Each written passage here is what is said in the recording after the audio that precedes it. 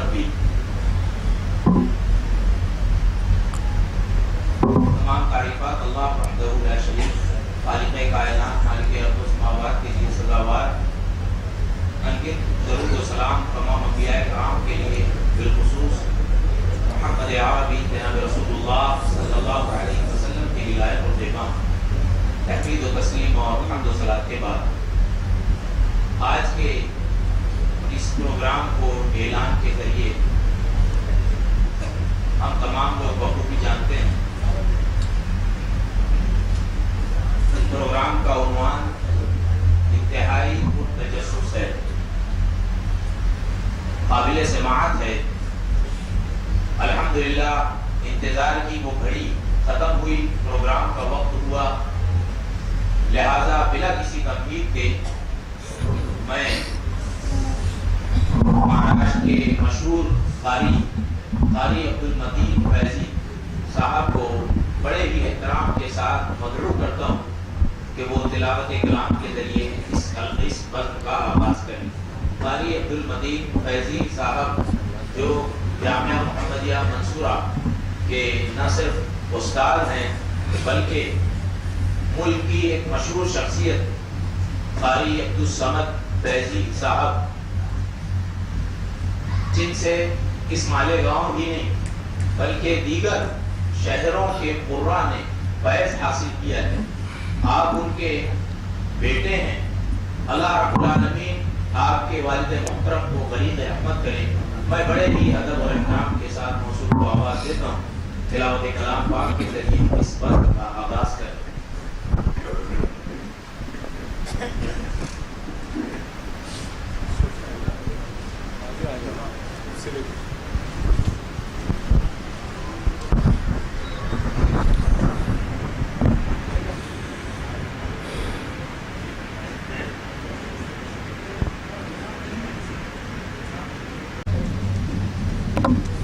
اس کو لگانا ہے کیا؟ تکلیف دے آ رہی ہے۔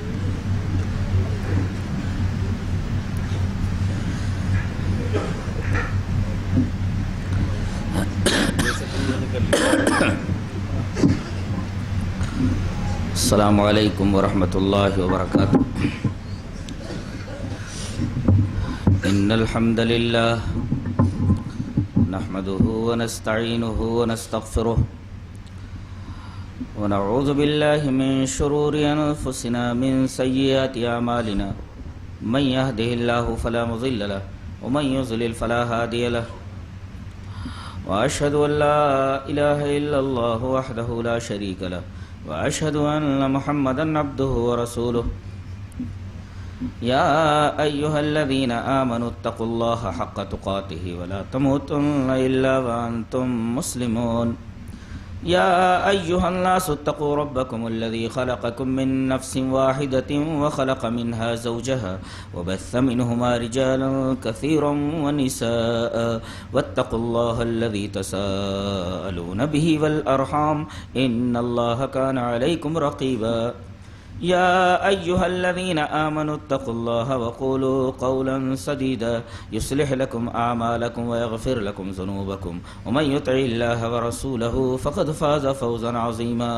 اما بعد فإن خير الحديث كتاب الله وخير الهدي هدي محمد صلى الله عليه وسلم وشر الأمور محدثاتها وكل محدثة بدعة وكل بدعة ضلالة، الضلالة في النار۔ أعوذ بالله من الشيطان الرجيم، بسم الله الرحمن الرحيم۔ ويسألونك عن الروح قل الروح من أمر ربي وما أوتيتم من العلم إلا قليلا۔ امیر محترم، مجلس میں جلوہ افروز حضرات علماء کرام، محترم بزرگوں، نوجوان بھائیوں، پیارے بچوں، خواتین اسلام،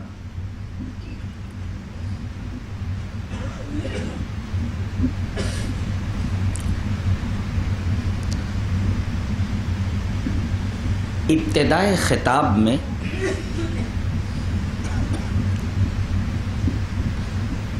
ایک اصول ذہن نشین کر لیا جائے تاکہ اس موضوع کو سمجھنے میں آسانی ہو جائے۔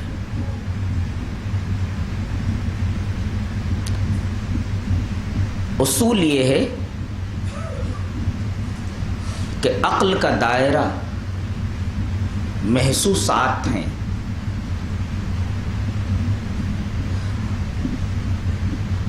اور قرآن حکیم کا دائرہ، شریعت کا دائرہ ما ورائے محسوسات۔ نتیجہ انفرنس یہ ہوا کہ ہمارے ہاں عقل نقل کے تابع ہے، اس کا عکس نہیں۔ عقل کو ہمیشہ نقل کے تابع ہونا چاہیے۔ اگر شریعت کی کوئی بات عقل نہیں سمجھ پا رہی ہے، عقل کے پیمانے پر پوری نہیں اتر رہی ہے، تو عقل کو اور سائنس کو یہ نہیں کہنا چاہیے کہ یہ غلط ہے،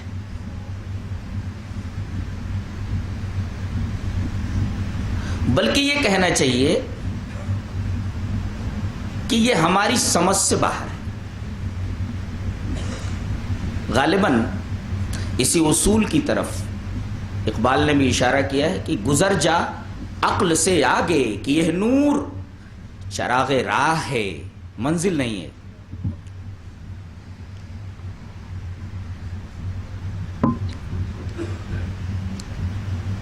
ہماری عقل کا پیمانہ سونا تولنے کی میزان ہے، سونا تولنے والی ترازو ہے، اور مذہب، شریعت، قرآن و حدیث دونوں پہاڑ ہیں۔ ظاہر ہے یہ بہت بڑی حماقت ہوگی انسان کی کہ سونا تولنے والی ترازو سے پہاڑ تولنے کا ارادہ کر بیٹھے۔ خلاصہ یہ نکلا کہ عقل نقل کے تابع ہے۔ اگر عقل کو کوئی بات سمجھ میں نہیں آ رہی ہے تو وہ اپنے پیمانے پر نظر ثانی کرے۔ مذہب کے کسی اصول کے بارے میں، قرآن کے کسی اصول کے بارے میں، حدیث سے صحیح کے کسی ضابطے کے بارے میں دو ٹوک یہ نہ کہے کہ یہ غلط ہے۔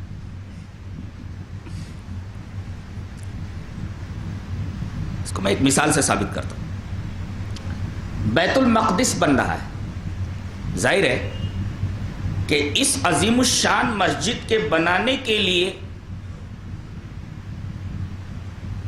بڑے بڑے پتھروں کو دور دراز سے لا کر فٹ کرنے کی ضرورت ہے، اور آج کے جو جر ثقیل کے آلات ہیں وہ اس وقت موجود نہیں تھے۔ یہ کام جنوں سے لیا جا رہا تھا، اور حضرت سلیمان علیہ السلام کے لیے اللہ تبارک و تعالی نے جنوں کو مسخر کر دیا تھا۔ ان میں کچھ مستری بھی تھے، بننا یہ لفظ قرآن حکیم میں آیا، ان سے یہ کام لیا جاتا تھا۔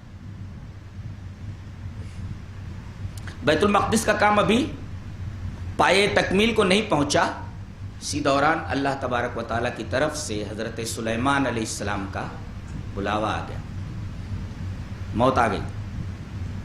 بیت المقدس کے سامنے ہی آفس ٹائپ کوئی گھر رہا ہوگا،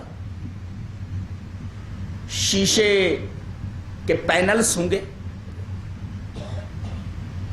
حضرت سلیمان علیہ السلام کو عصا پر کھڑا کر دیا گیا، عصا پر کھڑے ہیں، اور اسی دوران ان کی موت آ گئی۔ کام چل رہا ہے، جن یہ دیکھ رہے ہیں کہ حضرت سلیمان علیہ السلام موجود ہے۔ کام ادھر مکمل ہوا، ادھر اللہ تعالی نے حضرت سلیمان علیہ السلام کے اس عصا پر ایک کیڑے کو مسلط کر دیا تھا جو دھیرے دھیرے اس عصا کو کھا رہا تھا۔ ادھر کام مکمل ہوا اور ادھر عصا نے اپنا دم خم توڑ دیا، اور حضرت سلیمان علیہ السلام زمین پر گر پڑے. آئیے اب آیات دیکھتے ہیں.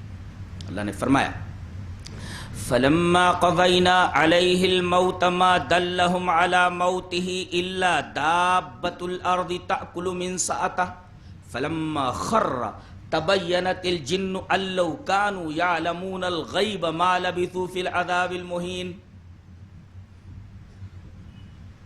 جب ہم نے سلیمان علیہ السلام کی موت کا فیصلہ کر لیا تو ان کی موت کا پتہ کسی کو نہیں چلا. ما دلہم علی موتہ، اللہ سے استثناء ہے. ما دلہم علی موتہ، مر کر کھڑے ہیں، ان کی موت کا پتہ کسی کو نہیں چلا. ما دلہم علی موتہ، کب پتہ چلا؟ جب کیڑے نے ان کا منسا یعنی عصا کھا لیا. الا تأکل دابۃ الارض تأکل من سأتہ. اس عصا کے گرنے نے بتایا کہ یہ زندہ نہیں ہے. فلما خر، جب وہ گر پڑے تب جن لوگ مڑے اور کہا کہ یہ کیا ہو گیا؟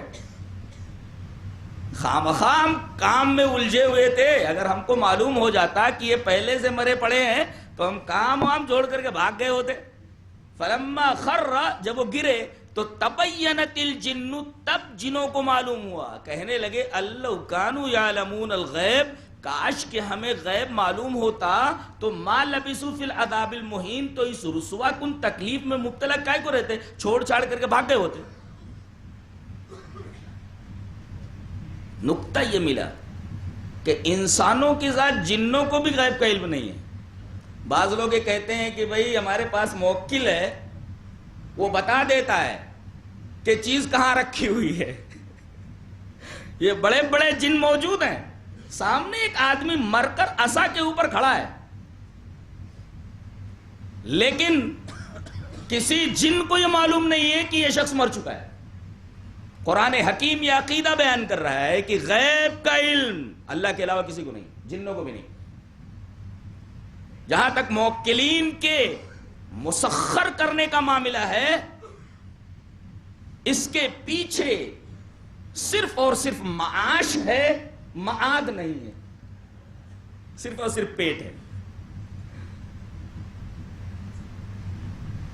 ایک نقطہ تو یہ معلوم. سائنس کیا کہتی ہے؟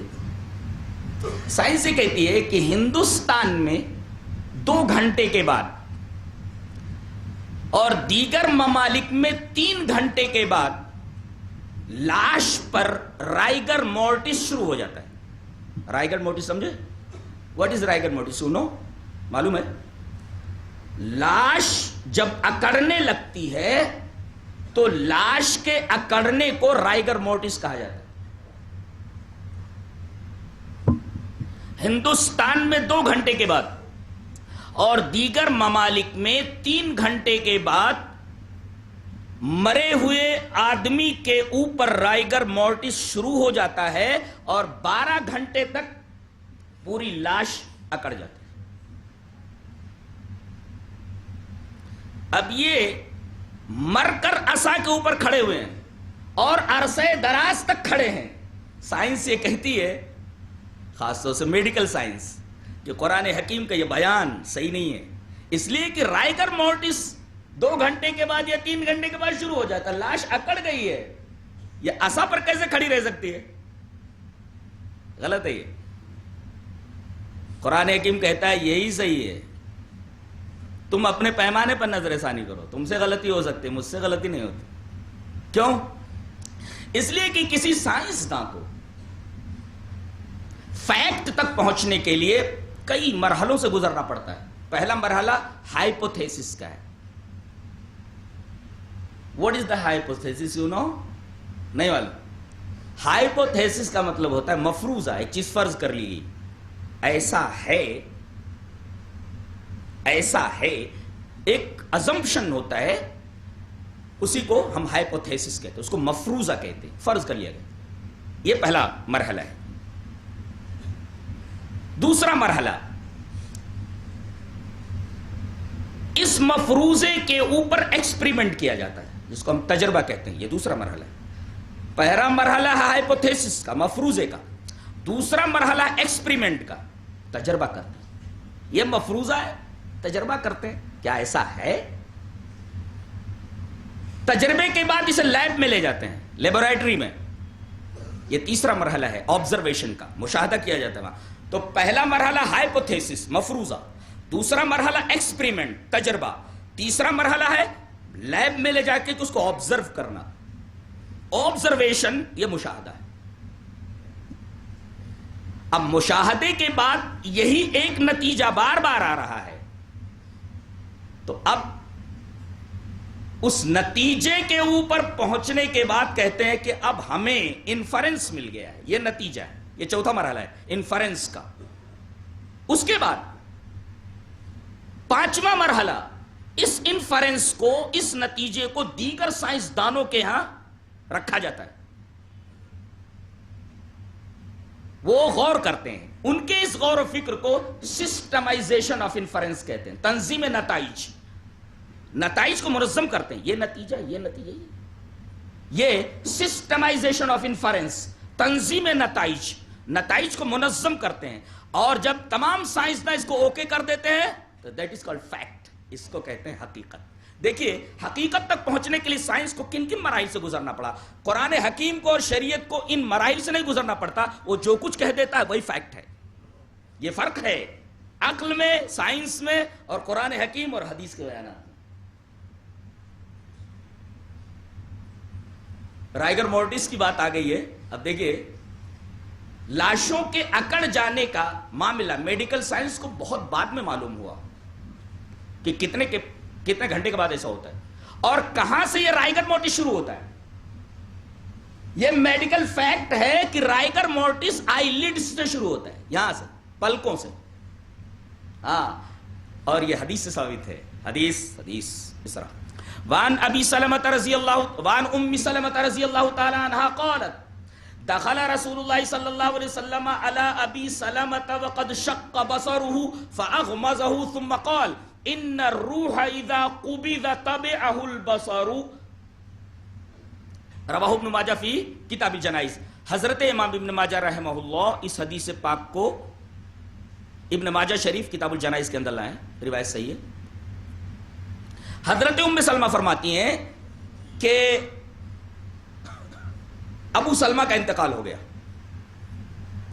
نبی کریم صلی اللہ علیہ وسلم آئے، دیکھا کہ یہ مر چکے ہیں لیکن آنکھیں بھی کھلی ہوئی، کسی نے ان کی آنکھیں نہیں بند کی تھی، وَقَدْ شَقَّ بَصَرُهُ، ان کی آنکھیں کھلی ہوئی تھی، پھٹی ہوئی تھی، وَقَدْ شَقَّ بَصَرُهُ، آنکھیں پھٹی ہوئی تھی۔ نبی کریم صلی اللہ علیہ وسلم نے پہنچتے ہی فَأَغْمَزَهُ، ان کی آنکھیں بند کر دی۔ اس کا مطلب یہ ہوا کہ اگر آدمی مردے کے پاس پہنچے اور آنکھیں کھلی دیکھے تو سنت یہ ہے کہ اس کی آنکھیں ڈھانپ دے، بند کر دے۔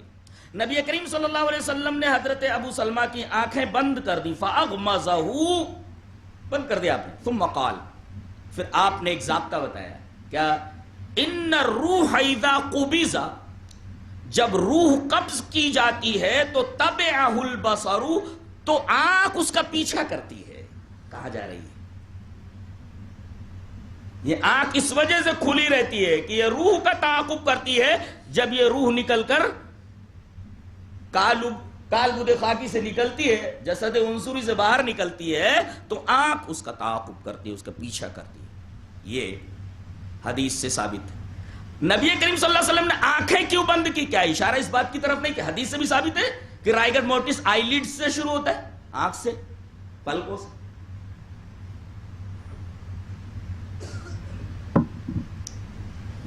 حضرت سلیمان علیہ السلام عصا کے اوپر کھڑے ہیں، عرصے دراز تک کھڑے ہوئے ہیں، اور لوگ یہ سمجھ رہے ہیں، جن یہ سمجھ رہے ہیں کہ یہ زندہ ہے۔ میڈیکل سائنس کہتی ہے کہ عرصے دراز تک کسی مرے ہوئے آدمی کا عصا کے اوپر کھڑے رہنا یہ امپوسیبل ہے، یہ میڈیکل فیکٹ نہیں ہے۔ قرآن حکیم یہ کہتا ہے کہ ایسا ہے، یہ فیکٹ ہے۔ اور ایک نقطہ اور معلوم ہوا حدیث پاک سے کہ دیگر انسانوں کی لاشیں سڑ سکتی ہیں مگر انبیاء کرام کی لاشیں سڑتی نہیں ہیں۔ اور مٹی کے اوپر حرام کر دیا گیا ہے، ہواؤں کے اوپر حرام کر دیا گیا ہے کہ اس لاش کو ذرہ برابر ضرر پہنچائیں. دلیل یہ حدیث پاک. وان اوس ابن اوس رضی اللہ تعالی عنہ قال قال رسول اللہ صلی اللہ علیہ وسلم ان افضل ایامکم یوم الجمعۃ فیہ خلق آدم وفیہ النفخۃ وفیہ الصاقۃ فاکثروا علی من الصلاۃ فیہ فإن صلاتکم معروضۃ علی. قال رجل یا رسول اللہ کیف تعرض صلاتنا علیک وقد ارمت یعنی بلیت. قال ان اللہ حرم علی الارض ان تاکل اجساد الانبیاء. رواہ الدارمی فی کتاب الصلاۃ. حضرت امام دارمی اس پوری حدیث کو ایسے ہی دارمی شریف کتاب الصلاۃ کے اندر لائے. میں نے پوری روایت ریفر کر دی. راوی حضرت اوس ابن اوس رضی اللہ تعالیٰ عنہ.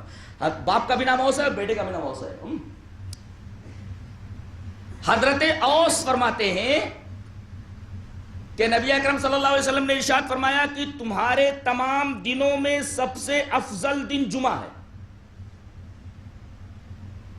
ایگزیکٹ اس کا پروننسیشن کیا ہوگا؟ ہم لوگ جمعہ بولتے ہیں، جمعہ ہے وہ، جن پہ میم پیش منہ، جمعہ. تو ان افضل ایامکم یوم الجمعۃ، تمہارا سب سے افضل دن جمعہ کا دن ہے. کوئی خصوصیت اس دن کی بتائے گا. فیہ خلق آدم، یہ وہی دن ہے جس دن حضرت آدم کی تخلیق ہوئی ہے. آدم کی تخلیق ہوئی ہے. فیہ النفخۃ، اسی دن سور پھونکا جائے گا. وفیہ الصاقۃ، اسی دن لوگ اس سور سے مر جائیں گے.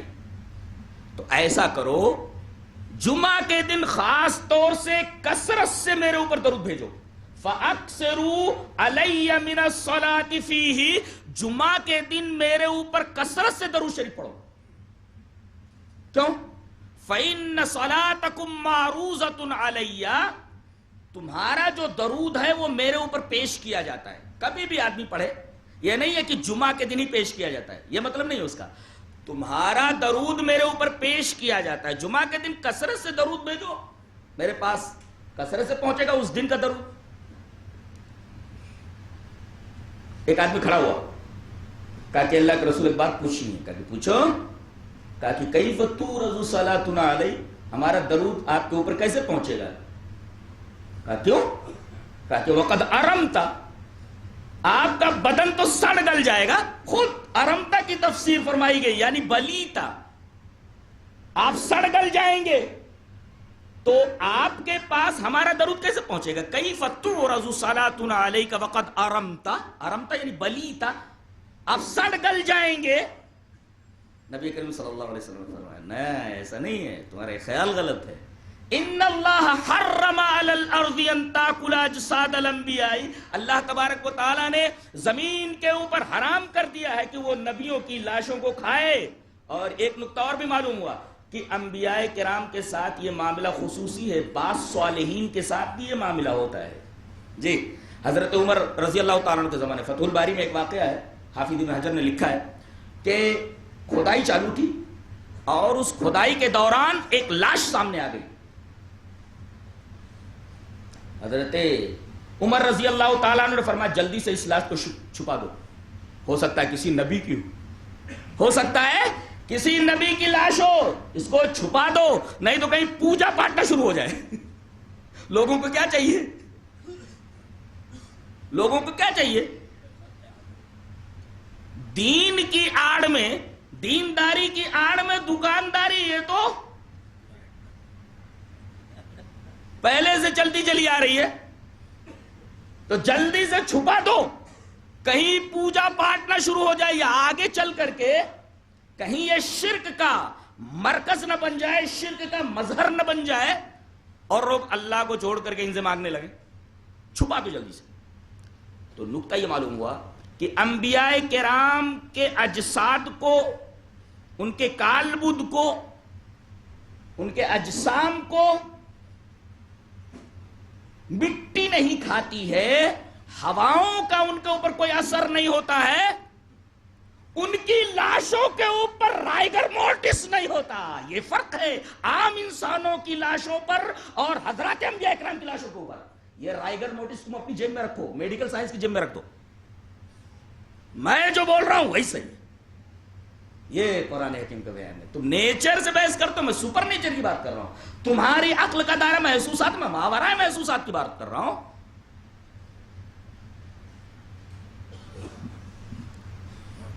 ہم نے اس واقعے سے یہ ثابت کرنے کی کوشش کی ہے کہ عقل ہمیشہ نقل کے تابع ہونی چاہیے, اس لیے کہ عقل غلطی کر سکتی ہے مگر نقل معصوم ہے, اس سے غلطی نہیں ہوتی. لہذا غیر معصوم کو معصوم کے تابع ہونا چاہیے, نہ کہ اس کا عکس کی معصوم غیر معصوم کے تابع ہو جائے. ساری دنیا میں فساد اسی وجہ سے ہے کہ, اور سارے اختلافات کی جڑ یہ ہے کہ غیر معصوم کو مطبوع بنا دیا گیا ہے اور معصوم کو اس کا تابع. یہیں سے نقطہ نکلا. ایک طرف کسی شخصیت کا قول ہے, دوسری طرف نبی کریم صلی اللہ علیہ وسلم کی حدیث ہے, نقل ہے, ادھر عقل ہے. معاملہ یہ ہے کہ عقل کو نقل کے تابع کر دیا گیا ہے. یہاں ہونا چاہیے تھا کہ نقل کو, کیا معاملہ کیا ہوا کہ عقل کو نقل کے تابع ہونا چاہیے, نقل کو عقل کے تابع بنا دیا گیا. ہمارا یہ مدعا ثابت ہوا کہ سارے فساد اور سارے اختلافات کی جڑ یہی ہے کہ نقل کو عقل کے تابع بنا دیا ہے. بھئی یہ کس کا قول ہے؟ پیر صاحب کا قول ہے, فلاں شخصیت کا قول ہے, لیکن حدیث تو اس کے خلاف ہے. ہو سکتا ہے ان کی نگاہ میں کوئی حدیث رہی ہو. کتنا شریعت کی بات کو آدمی کتنا لائٹلی لے لیتا ہے, جبکہ یہ چیز ایسی ہے کہ اس کو سیریسلی لیا جائے. تو ہمارا یہ مدعا ثابت ہو گیا کہ عقل کو ہمیشہ نقل کے تابع ہونا چاہیے, اور عقل کی ناک میں وحی الہی کی مہار ڈال دینی چاہیے, وحی الہی کی نکیل ڈال دینی چاہیے, تبھی عقل سیدھے راستے پر چل سکتی ہے. ورنہ قدم قدم پر عقل بہکتی رہے گی. بہکے گی کب نہیں, جب اس کی ناک میں وحی الہی کی نکیل لگا دی جائے.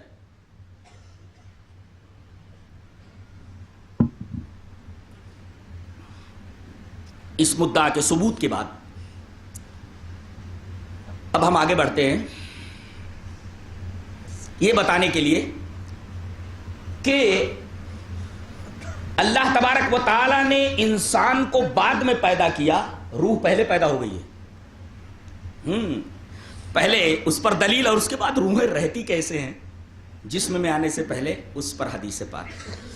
حدیث اس طرح وان انس رضی اللہ تعالی عنہ ان رسول اللہ صلی اللہ علیہ وسلم قال لما صور اللہ آدم فی الجنہ ترکہ ما شاء اللہ ان یترکہ فجعل ابلیس یطیف به ينظر ما هو فلما رآه اجوف عرف انه خلق خلقا لا يتمالك. رواہ مسلم فی کتاب البر والصلۃ والآداب. حضرت امام مسلم اس حدیث پاک کو ایسے ہی مسلم شریف کتاب البر والصلۃ والآداب کے اندر لائے. راوی جیسا کہ معلوم ہوا حضرت انس رضی اللہ تعالیٰ عنہ.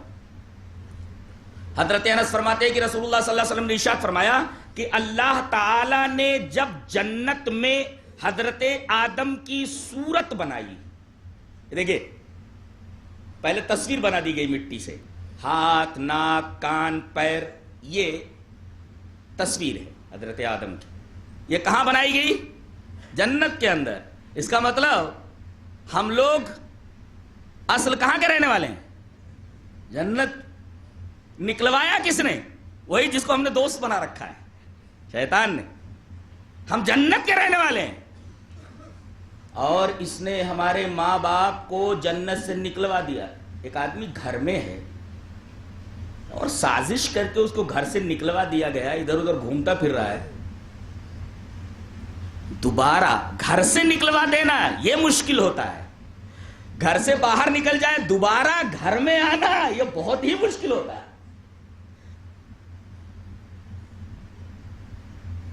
اور لوگ یہ سمجھ رہے ہیں کہ ایسے ہی اس گھر میں پہنچ جائیں گے. شاعر نے بہت اچھا کہا ہے, کہتا ہے کہ تصل الذنوب الى الذنوب وترتجی درک الجنان بها وفوز العابدی وَنَسِيتَ أَنَّ اللَّهَ أَخْرَجَ آدَمَ مِنْهَا إِلَى الدُّنْيَا بِذَنْبٍ وَاحِدٍ. تم گناہوں پر گناہ کیے چلے جا رہے ہو،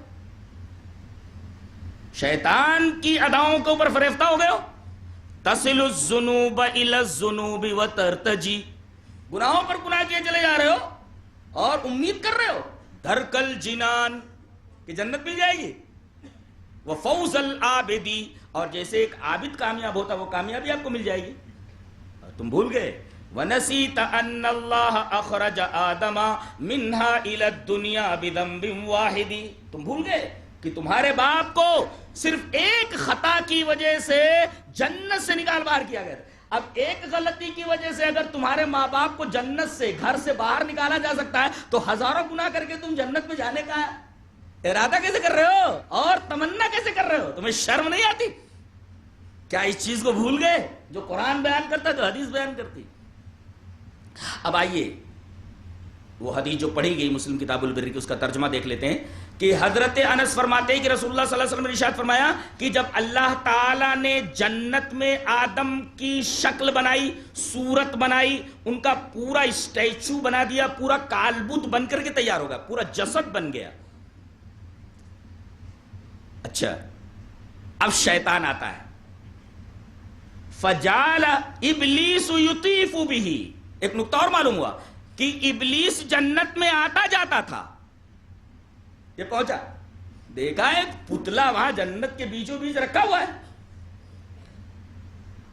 کیا ہے یہ؟ ینظر ما ہوا، واٹ از دیٹ؟ یہ ہے کیا؟ فجال یطیف بہ، لگا گھوم گھوم کر معلوم کرنے یہ ہے کیا. اس کے بعد ٹھوک کر ہو جائے، ٹھوک کر کے دیکھا اس نے. فلما رآہ اجوف، بجنے لگا وہ. شیطان ہنسا، کہنے لگا او یہ اندر سے کھوکھلا ہے، اجوف ہے. اجوف مانے کھوکھلا، اندر سے کھوکھلا ہے. اب بات سمجھ میں آ گئی، اس کی فطرت پکڑ میں آ گئی میرے. فلما رآہ اجوف، دیکھا کہ اندر سے کھوکھلا ہے تو عرفا، تو سمجھ گیا، ہنسا. کہا کہ انہ خلق خلقا لا یتمالک، اللہ تعالیٰ نے ایسی مخلوق پیدا کرنی چاہیے جو اپنے اوپر قابو نہیں رکھ سکتی، معمولی سی بات ہوئی آستین چڑھانے لگتا ہے. آجا میدان میں، یہ وہی ہے. اور شیطان کو انسانی جھگڑوں سے کافی دلچسپی ہے. یہ قرآن حکیم کا بیان ہے، وقت نہیں تو بیان کرتا کہ دنیا میں سب سے زیادہ دلچسپی شیطان کو اگر ہے تو انسانی جھگڑوں سے ہے. تفسیر میں نے بیان کیا تھا کافی تفصیل سے کہ شیطان کو سب سے زیادہ دلچسپی اور انٹرسٹ کس میں ہے؟ انسانوں کے درمیان جھگڑا کرانے میں بہت دلچسپی ہے اس کو. یہ حدیث بتا رہی ہے کہ پہلے پتلا بنایا گیا. اچھا پھر اس کے بعد روح پھونکی گئی. پتا یہ چلا کہ اللہ تبارک و تعالی نے پتلا پہلے بنایا، روح بعد میں پھونکی، روحیں پہلے بنا دی گئی تھی. اچھا جسم بننے کے بعد روح پھونکی جاتی ہے؟ جی ہاں، دلیل یہ حدیث پاک. حدثنا عبداللہ ابن مسعود رضی اللہ تعالی عنہ حدثنا رسول اللہ صلی اللہ علیہ وسلم وهو الصادق المصدوق ان احدکم یجمع فی بطن امه 40 یوما ثم يكون علقة مثل ذلك ثم يكون مزغة مثل ذلك ثم يبعث الله إليه ملكا بأربع كلمات فيكتب عمله وأجله ورزقه وشقي أو سعيد ثم ينفخ فيه الروح فإن الرجل ليعمل بعمل أهل النار حتى ما يكون بينه وبينها إلا ذراع فيسبق عليه الكتاب فيعمل بعمل أهل الجنة فيدخل الجنة وإن الرجل ليعمل بعمل أهل الجنة حتى ما يكون بينه وبينها إلا ذراع فيسبق عليه الكتاب فيعمل بعمل أهل النار فيدخل النار. رواہ البخاری فی کتاب حدیث الانبیاء. حضرت امام بخاری رحمۃ اللہ علیہ اس حدیث پاک کو ایسے ہی کتاب الانبیاء کے اندر ہے. پورے صفحے پر پھیلی ہوئی روایت کو میں نے پوری امانت کے ساتھ آپ تک پہنچا دیا ہے. راوی حضرت عبداللہ ابن مسعود ہے. حضرت عبداللہ ابن مسعود فرماتے ہیں کہ نبی کریم صلی اللہ علیہ وسلم نے ہم سے بیان کیا اور آپ صادق ہیں، مصدوق ہیں، سچ بولنے والے، اور آپ کی سچائی کی گواہی دی گئی کہ آپ سچے ہیں. آپ نے کیا فرمایا؟ ان احدکم یجمع فی بطن امہ 40 یوما، ماں کے رحم میں نطفہ 40 دن تک دم جامد رہتا ہے. دیکھیں دم جامد میں جہاں تک سمجھتا ہوں کہ ڈارون نے جو یہ تھیوری آف ایولوشن، جو نظریہ ارتقاء ہے، اس کا موجد نہیں ہو. اس نے یہ خیال مشہور فلسفی جلال الدین رومی سے چرایا ہے. میں تو یہاں تک کہہ دوں کہ آئنسٹائن کا جو نظریہ ہے، نظریہ اضافیت، تھیوری آف ریلیٹیوٹی، وہ اس کا نظریہ نہیں ہے. اس نے ایک مسلم سائنٹسٹ زرقانی سے چرایا ہے، علامہ زرقانی. بہت ہی حسین اور بہت ہی لاجواب نظریہ ہے، اور اس خیال کی ایجاد علامہ زرقانی نے کی ہے اور آئنسٹائن نے وہ خیال وہیں سے لیا ہے. اب سمجھا ہی دیتا ہوں. مختلف چیزوں پر، غور سے سنیے، مختلف چیزوں پر وقت کا مختلف رفتار سے چلنا، دیٹ از کالڈ نظریہ اضافیت. نہیں سمجھا؟ غور سے سنیے، ایک سرا نکل گیا تو سمجھ میں نہیں آتا. جی، مختلف اشیاء، مختلف چیزوں پر وقت کا مختلف رفتار سے گزرنا. چلیے قرآن سے سمجھا دیتے ہیں، یہ قرآن کی تحریر ہے. اللہ نے فرمایا او کالذی مر علی قریۃ وہی خاویۃ علی عروشها قال انا یحیی هذه اللہ بعد موتها. آپ ایک بات نوٹ کریں گے کہ استدلال کے میں نے جو آیتیں چن رہا ہوں اس میں احیاء روح کا تذکرہ ضرور ہے. جی، او کالذی مر علی قریۃ وہی خاویۃ علی عروشها قال انا یحیی هذه اللہ بعد موتها فاماته الله 100 عام ثم بعثه قال كم لبثت قال لبثت يوما او بعض يوم قال بل لبثت 100 عام فانظر الى طعامك وشرابك لم يتسنى وانظر الى حمارك. یہ واقعہ حضرت عزیر علیہ السلام کی طرف منسوب کیا گیا ہے کہ حضرت عزیر ایک بستی کے پاس سے گزرے، دیکھا کہ مکانات ڈھہے پڑے ہیں، مکینوں کا پتہ نہیں ہے، سارے لوگ مر چکے ہیں، آس پاس کچھ قبریں بھی دکھی ہوں گی ان کو. کہنے لگے اے اللہ، اس بستی کے اندر پہلے لوگ رہتے رہے ہوں گے، مکین یہاں رہتے رہے ہوں گے، اب کوئی مکین ہے ہی نہیں، سب مر کر کے ختم ہو گئے. ان کو کیسے زندہ کرے گا؟ ان کی موت کے بعد اس بستی والوں کو کیسے زندہ کرے گا؟ قال انا یحیی هذه اللہ بعد موتها. بستی کو زندہ کیسے ہوں گے؟ اللہ نے فرمایا یہ ایکسپریمنٹ تیرے اوپر کر لیتے ہیں نا. ایکسپریمنٹ مت کہیے، یہ معاملہ تیرے اوپر ہی وارد کر دیتے. اللہ کو کسی ایکسپریمنٹ کی ضرورت نہیں. جی، تو یہ معاملہ تیرے اوپر وارد کر دیتے نا، تیری ذات کے اوپر ہی یہ معاملہ طاری کر دیتے. فاماتہ اللہ، اللہ نے موت دے دی. 100 عام، 100 سال تک یہ پڑے رہے، برابر. اور ان کے ساتھ ان کا گدھا بھی تھا، 1 2، اور اس کے بعد ٹفن میں کھانا. دیکھ رہا، 3 چیزیں، حضرت عزیر علیہ السلام، گدھا اور آپ کا ٹفن میں کھانا. قرآن حکیم بتاتا ہے کہ 100 سال گزر گئے. اس کے بعد جب انہیں اٹھایا گیا تو پوچھا گیا کتنا سوئے؟ بولے یہی کوئی 1 2 گھنٹہ. بولے 1 گھنٹہ 2 گھنٹہ نہیں، 100 سال گزر چکے ہیں. بولے 100 سال گزر چکے ہیں؟ کہا کہ وانظر الی حمارک، اپنے گدھے کی طرف دیکھ، میں نے عبرت کے لیے کچھ ہڈیاں یہاں برقرار رکھی ہیں، ورنہ ہڈیاں بھی ختم ہو گئی ہوتی. یہ رہا تیرا گدھا اور یہ رہا تو، تیری لاش ویسے کی ویسی رکھی رہ گئی، یہ گدھا سڑ گل کر کے ختم ہو گیا، اور یہ کھانا ویسے کا ویسا تازہ ہے. دیکھ رہے ہیں آپ، مختلف چیزوں کے اوپر وقت کا مختلف رفتار سے ایک ہی جگہ پر گزرنا، that is called theory of relativity. یہ قرآن حکیم سے ثابت ہے. دیکھ رہے ہیں آپ، کھانا تازہ، آدمی 100 سال کے بعد اٹھ رہا ہے، وہ بھی ٹھیک ٹھاک ہے، بدن کے اوپر کوئی بھی زک یا اور کوئی تکلیف وارد نہیں ہوئی، اور گدھا سڑ گل کر کے ختم ہو گیا. تو مختلف اشیاء پر ایک ہی جگہ مختلف رفتار سے وقت کا گزرنا. دیکھیں، کھانے کے اوپر ایک خاص رفتار سے گزر رہا ہے، سڑا ہی نہیں کھانا، اور گدھے کے اوپر ایک خاص رفتار سے گزر رہا ہے، حضرت عزیر کے اوپر سے خاص رفتار سے گزر رہا ہے. تو تھیوری آف ریلیٹیوٹی کو اس طرح سمجھ لیجئے کہ مختلف افراد پر مختلف اشیاء پر وقت کا مختلف رفتار سے گزرنا تو قرآن حکیم سے ثابت ہے. تو وہ میں کہہ رہا تھا کہ آئنسٹائن کے نظریہ اضافیت اس نے علامہ زرقانی سے چرایا ہے. یہ جو ہے ایمبریولوجی در حقیقت اس نے علامہ جلال الدین رومی رحمۃ اللہ علیہ سے چرایا ہے. اس نے کس نے؟ ڈارون نے. لیکن دونوں آگے چل کر کے الگ الگ ہو جا رہے ہیں اسی روح کے بارے میں. جی وہ بتاتا ہوں. نبی کریم صلی اللہ علیہ وسلم نے ارشاد فرمایا ان احدکم یجمع فی بطن امہ 40 یوما. اپنی ماں کے پیٹ میں نطفے کی حالت میں تم 40 دن تک رہتے ہو. 40؟ اچھا. ثم یکون علقۃ مثل ذلک. پھر 40 دن جمع ہوا خون. اس کے بعد ثم یکون مضغۃ. پھر 40 دن کے بعد تم گوشت کا لوتھڑا ہو جاتے ہو. تمہارے اوپر ہڈی وڈی سب چڑھا دی جاتی ہے. اس کے بعد فرشتوں کو بھیجا جاتا ہے. ثم یبعث اللہ الیہ ملک. اچھا ایک نقطہ ایک مسئلہ معلوم ہوا. 40 40 40 40 40 80 80 اور 40 120 4 مہینے. 4 مہینہ اگر گزر جائے 4 مہینے کے بعد بچہ پیدا ہو تو اس کو نہلایا جائے گا, دھلایا جائے گا, کفنایا جائے گا, نماز جنازہ پڑھی جائے گی اور اس کو دفنایا جائے گا.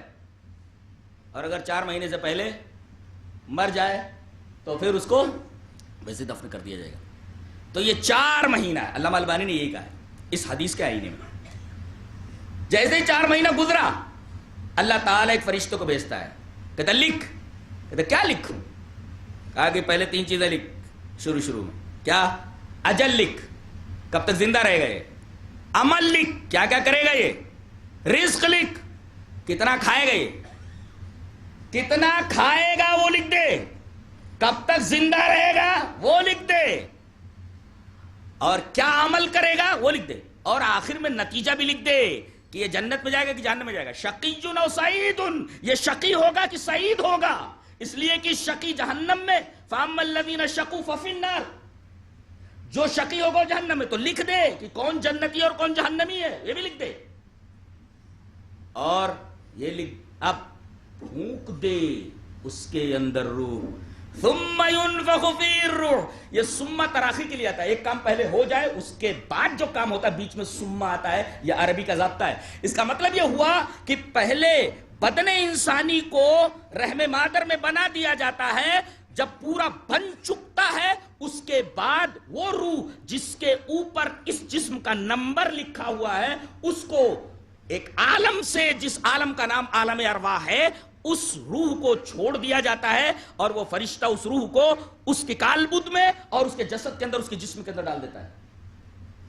یعنی پہلے سے موجود ہے روح ہے, جسم بعد میں بنا ہے, جیسا کہ اس حدیث پاک سے ثابت ہوا. ثم ينفخ فيه الروح. پھر روح کو اس کے اندر پھونکا جاتا ہے. کیسی ہوتی ہے کیسی ہوتی ہے. ہوا کو دیکھا ہے آپ نے؟ نہیں نا, لیکن محسوس کرتے ہیں آپ. تو یہاں روح کے لیے لفظ نفخ استعمال کیا گیا ہے. نفخ مانے پھونک دینا, اس کو کہتے ہیں نفخ.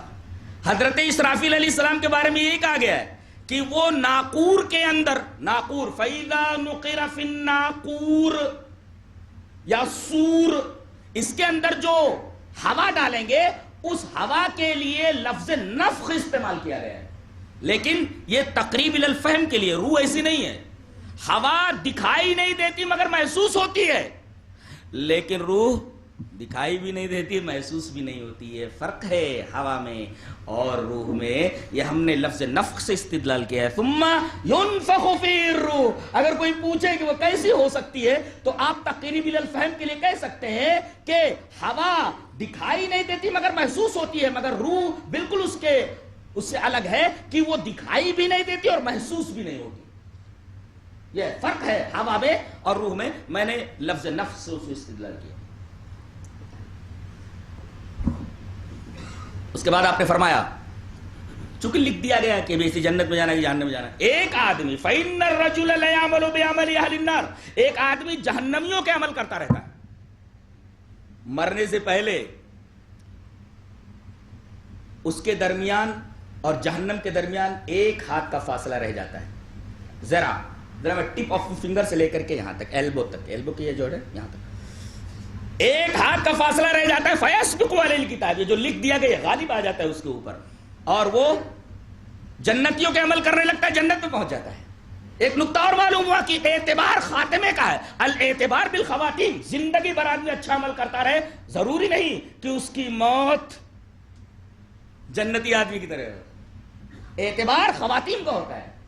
لہذا دعا کریے کہ اللہ تبارک و تعالیٰ ایمان پر خاتمہ کرے، خاتمہ اصل ہے۔ یہ دیکھیے ایک آدمی جہنمیوں کے عمل کرتا رہتا ہے، یہاں تک کہ اس کے اور جہنم کے درمیان ایک ہاتھ کا فاصلہ رہ جاتا ہے، کتاب اس کے اوپر سبقت لے جاتی ہے اور وہ جنتیوں کے عمل کرنے لگتا ہے، جنت میں پہنچ جاتا ہے۔ اور ایک آدمی وَإِنَّ الرَّجُلَ لَيَعْمَلُ بِعَمَلِ أَهْلِ الْجَنَّةِ، جنتیوں کے عمل کرتا رہتا ہے، نماز پڑھ رہا ہے، روزے رکھ رہا ہے، بہت ساری نیکیاں کر رہا ہے، یہاں تک کہ اس کے درمیان اور جنت کے درمیان ایک ہاتھ کا فاصلہ رہ جاتا ہے، کتاب اس کے اوپر سبقت لے جاتی ہے، غالب آ جاتی ہے، اور وہ جہنمیوں کے عمل کرتا رہتا ہے، جہنم میں پہنچ جاتا ہے۔ استدلال اس حدیث پاک سے اتنا ہی کرنا ہے کہ جسم پہلے بنایا جاتا ہے، اس کے بعد جس روح کے اوپر اس جسم کے لیے نمبر لگا ہوا ہے اس کو عالم ارواح سے فرشتے کو حکم ہوتا ہے عالم ارواح سے اس روح کو نکال کر کے اس کالبد کے اندر، اس بدن کے اندر ڈال دے۔ روحیں کہاں ہیں؟ آئیے بتاتے ہیں، حدیث پاک دیکھیں، حدیث اس طرح، وعن ابی ہریرہ رضی اللہ تعالی عنہ ان رسول اللہ صلی اللہ علیہ وسلم قال الارواح جنود مجندۃ فما تعارف منها ائتلف وما تناکر منها اختلف، رواہ مسلم فی کتاب البر والصلۃ والآداب۔ حضرت امام مسلم رحمۃ اللہ علیہ مسلم شریف کے اندر اس پوری روایت کو ایسے ہی کتاب البر والصلۃ والآداب کے اندر لائے، راوی جیسا کہ معلوم ہوا حضرت ابو ہریرہ ہے۔ حضرت ابو ہریرہ رضی اللہ تعالیٰ عنہ فرماتے کہ نبی اکرم صلی اللہ علیہ وسلم نے ارشاد فرمایا کہ روحوں کے بارے میں اگر جاننا ہے تو سمجھ لو کہ وہ ایک جگہ رہتی ہیں سب جی، اور مثال جیسے ایک پڑاؤ ہو فوجیوں کا، جند مانے فوجی، جنود مجندہ، پڑاؤ ڈالے ہوئے فوجی ہوں، سارے فوجی وہاں موجود ہیں۔ اب ایک نقطہ یہ ملا کہ ظاہر ہے کہ یہ فوجیوں نے پڑاؤ ڈالا ہوا ہے، ایک فوجی دوسرے فوجی سے ملتا ہے، تو کبھی کبھی ایسا ہوتا ہے کہ ایک فوجی کو دوسرے فوجی سے انسیت ہوتی ہے، دوسرے فوجی کو دوسرے فوجی سے نفرت ہوتی ہے، ایک قسم کی نامانوسیت ہوتی ہے، ایک سے انسیت ایک سے نامانوسیت، اس لیے کہ ساتھ میں رہ رہے ہیں، اور ساتھ میں رہنے کی وجہ سے اس طریقے کی چیزیں ہوتی ہیں، بعض کو بعض سے انسیت ہوتی ہے، بعض کو بعض سے تنفر ہوتا ہے، تناکر ہوتا ہے، نامانوسیت ہوتی ہے۔ اور عجیب بات تو یہ ہے کہ دنیا میں آنے کے بعد یہ انسیت، یہ مانوسیت اور نامانوسیت دونوں برقرار رہتی ہے۔ حافظ ابن عسقلانی رحمۃ اللہ نے فتح کے اندر ایک واقعہ نقل کیا ہے کہ ایک عورت مدینہ کے اندر آئی اور وہ ایک عورت کے پڑوس میں رہنے لگی، دونوں عورتوں میں اتنی محبت تھی کہ دونوں کو ایک دوسرے کے دیکھے بغیر چین نہیں ملتا تھا، دونوں انتہائی ہم مزاج تھی۔ ان کو دیکھ کر کے حضرت عائشہ رضی اللہ تعالیٰ عنہ نے مسلم کتاب البر کی یہی روایت فرمائی، کہا کہ چونکہ عالم ارواح کے اندر ان دونوں کی اچھی خاصی بنتی تھی، دیکھو یہاں بھی بن رہی ہے، یہ حضرت عائشہ رضی اللہ تعالیٰ عنہ نے بیان فرمایا۔ اور واقعات بھی اس بات کے شاہد ہیں، میں نے پڑھا کہ امریکہ میں یا میکسیکو کے اندر ایک آدمی کار سے اترتا ہے، دوسرا آدمی اس کے بغل کے اندر کھڑا ہوا ہے، اپنی جیب سے ریوالور نکالتا ہے اور کار سے اترنے والے اس شخص کو شوٹ کر دیتا ہے۔ لوگ پوچھتے ہیں کہ اس شخص کو تو نے کیوں مارا؟ تیرا دشمن تھا؟ بولے نہیں، میں تو اس کو پہچانتا بھی نہیں۔ ارے تو اس کو پہچانتا بھی نہیں، تیرا دشمن بھی نہیں، کچھ لین دین بھی نہیں ہے، تو نے مارا کیوں اس کو؟ کہا مجھے اس کا چہرہ پسند نہیں آیا، مجھے اس کا چہرہ پسند نہیں آیا۔ میرا خیال ہے کہ عالم ارواح کے اندر یہ تنفر باقی تھا، اس تنفر کا اثر تھا کہ ایک آدمی نے دوسرے آدمی کو بغیر کسی سبب کے، بغیر کسی ریزن کے گولی مار دی۔ اور حضرت عائشہ رضی اللہ تعالی عنہ کا یہ تبصرہ انتہائی قابل غور ہے اور انتہائی عظیم الشان۔ نبی کریم صلی اللہ علیہ وسلم نے ارشاد فرمایا کہ روح، ارواح تمام کی تمام یہ جمع شدہ لشکر کی طرح ہیں، فما تعارف منها ائتلف، اگر ایک فوجی کو دوسرے فوجی سے انسیت ہو گئی، ائتلاف ہو گیا تو وہ ائتلاف باقی رہتا ہے، وما تناکر منها اختلف، اور اگر ان کے درمیان نامانوسیت رہتی ہے تو دنیا میں بھی ان کے درمیان اختلاف باقی رہتا ہے۔ شریعت آتی ہے اسی اختلاف کو ختم کرنے کے لیے، اسی نامانوسیت کو ختم کرنے کے لیے آتی ہے، قلب کی اصلاح کے لیے۔ تزکیہ نفس اسی کا نام ہے کہ اگر کوئی گڑبڑی ہو گئی ہے تو اس کے ذریعے آپ نفس کا تزکیہ کریں۔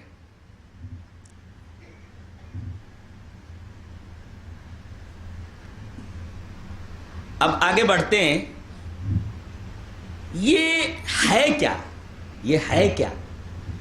قرآن حکیم نے اس پر کوئی خاص روشنی نہیں ڈالی ہے جی، لیکن جتنی باتیں روح کے بارے میں فرمائی ہیں میرا خیال ہے وہ اتنا کافی ہے. شارٹ بٹ سویٹ، جتنا کہہ دیا سو کہہ دیا.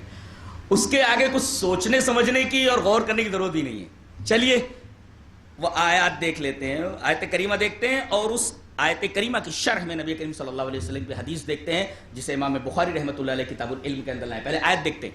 وَيَسْأَلُونَكَ عَنِ الرُّوحِ قُلِ الرُّوحُ مِنْ أَمْرِ. بہت غور سے سنیے، اس آیت کریمہ کی تفسیر کرنے جا رہا ہوں. بہت ہی دقیق اور بہت ہی باریک تفسیر ہے اس کی. وَيَسْأَلُونَكَ عَنِ الرُّوحِ قُلِ الرُّوحُ مِنْ أَمْرِ رَبِّي وَمَا أُوتِيتُم مِّنَ الْعِلْمِ إِلَّا قَلِيلًا. یہ لوگ آپ سے روح کے بارے میں سوال کرتے ہیں. اب سوال یہ ہوا کہ یہ سوال کس کا تھا؟ سوال یہ ہوا کہ یہ سوال کس کا تھا روح کے بارے میں. جملہ یاد کیا جائے، سوال یہ ہے کہ یہ سوال کس کی طرف سے تھا، اور نبی نے اس کا جواب کیا دیا. آئیے حدیث پڑھتے ہیں. حدیث اس طرح. وعن عبداللہ رضی اللہ تعالیٰ عنہ قال بین انا امشی مع النبی صلی اللہ علیہ وسلم فی خرب المدینہ وهو يتوکأ على اسیب معه فمر بنفر من اليهود فقال بعضهم لبعضهم سلوه عن الروح وقال بعضهم لا تسألوه لا يجيء فيه بشيء تكرهونه فقال بعضهم لنسألنه فقام رجل منهم فقال يا أبا القاسم ما الروح فسكت فقلت إنه يوحى إلي فقمت فلما انجلى عنه قال ويسألونك عن الروح قل الروح من أمر ربي وما أوتيتم من العلم إلا قليلا قال الأعمش هكذا في قراءتنا رواہ البخاری فی کتاب العلم. یہ پوری کی پوری روایت ایک لفظ ادھر ادھر ہوئے بغیر پوری کی پوری آپ کے سامنے پیش کر دی گئی. راوی حضرت عبداللہ ابن مسعود. حضرت عبداللہ ابن مسعود رضی اللہ. یہ ضابطہ ہے کہ جب صرف عبداللہ بولا جائے تو عبداللہ ابن مسعود ہی مراد ہوتے ہیں. اگر اس سے عبداللہ ابن عمر ہو تو آگے ابنیت لگائی جاتی ہے، لیکن خالی عبداللہ اگر بول دیا جائے تو اس میں عبادلہ میں عبداللہ ابن مسعود ہی مراد ہوتے ہیں. تو حضرت عبداللہ ابن مسعود رضی اللہ تعالیٰ عنہ فرماتے ہیں کہ میں نبی کے ساتھ چل رہا تھا. بینا انا امشی، کدھر چل رہے تھے وہ؟ جگہ بتا رہے ہیں وہ. فی خرب المدینہ، یہ خراب کی جمع ہے. خراب مانے ویرانہ، جمع خیرب بروزن قیرب. تو مدینہ کے ویران مقامات سے میں نبی کے ساتھ گزر رہا تھا. کچھ ویرانے تھے، ان ویرانوں سے گزر ہو رہا تھا. اور نبی کریم صلی اللہ علیہ وسلم اس وقت کھجور کی ایک ٹہنی، اسیب کہتے ہیں، عین سین یہ بے اسیب، ایک ٹہنی تھی، اس کو ٹیک لگا لگا کر کے آپ چلے تھے، چھڑی کے طور پر استعمال فرما رہے تھے. وہ یتوکأ علی اسیب معه، آپ کے ساتھ ایک کھجور کی شاخ تھی، اس شاخسار کے اوپر، اس ٹہنی کے اوپر آپ ٹیک لگا لگا کر کے چل رہے تھے، ہم آپ کے ساتھ تھے. اچھا آگے گئے.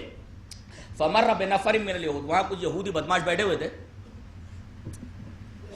دیکھ کر کے کہنے لگے دیکھو محمد آ رہے ہیں، اب ان کو ذرا اٹکاؤ. بعض لوگ ہوتے نہیں ہیں، مولوی صاحب بیٹھے ہیں ذرا اٹکاؤ ان کو، کوئی نہ کوئی مسئلہ ایسا پوچھو اٹکے رہے. تو علم برائے اس سے عمل کرنا مقصود نہ ہو تو سوال نہیں پوچھ. سوال برائے سوال درست نہیں.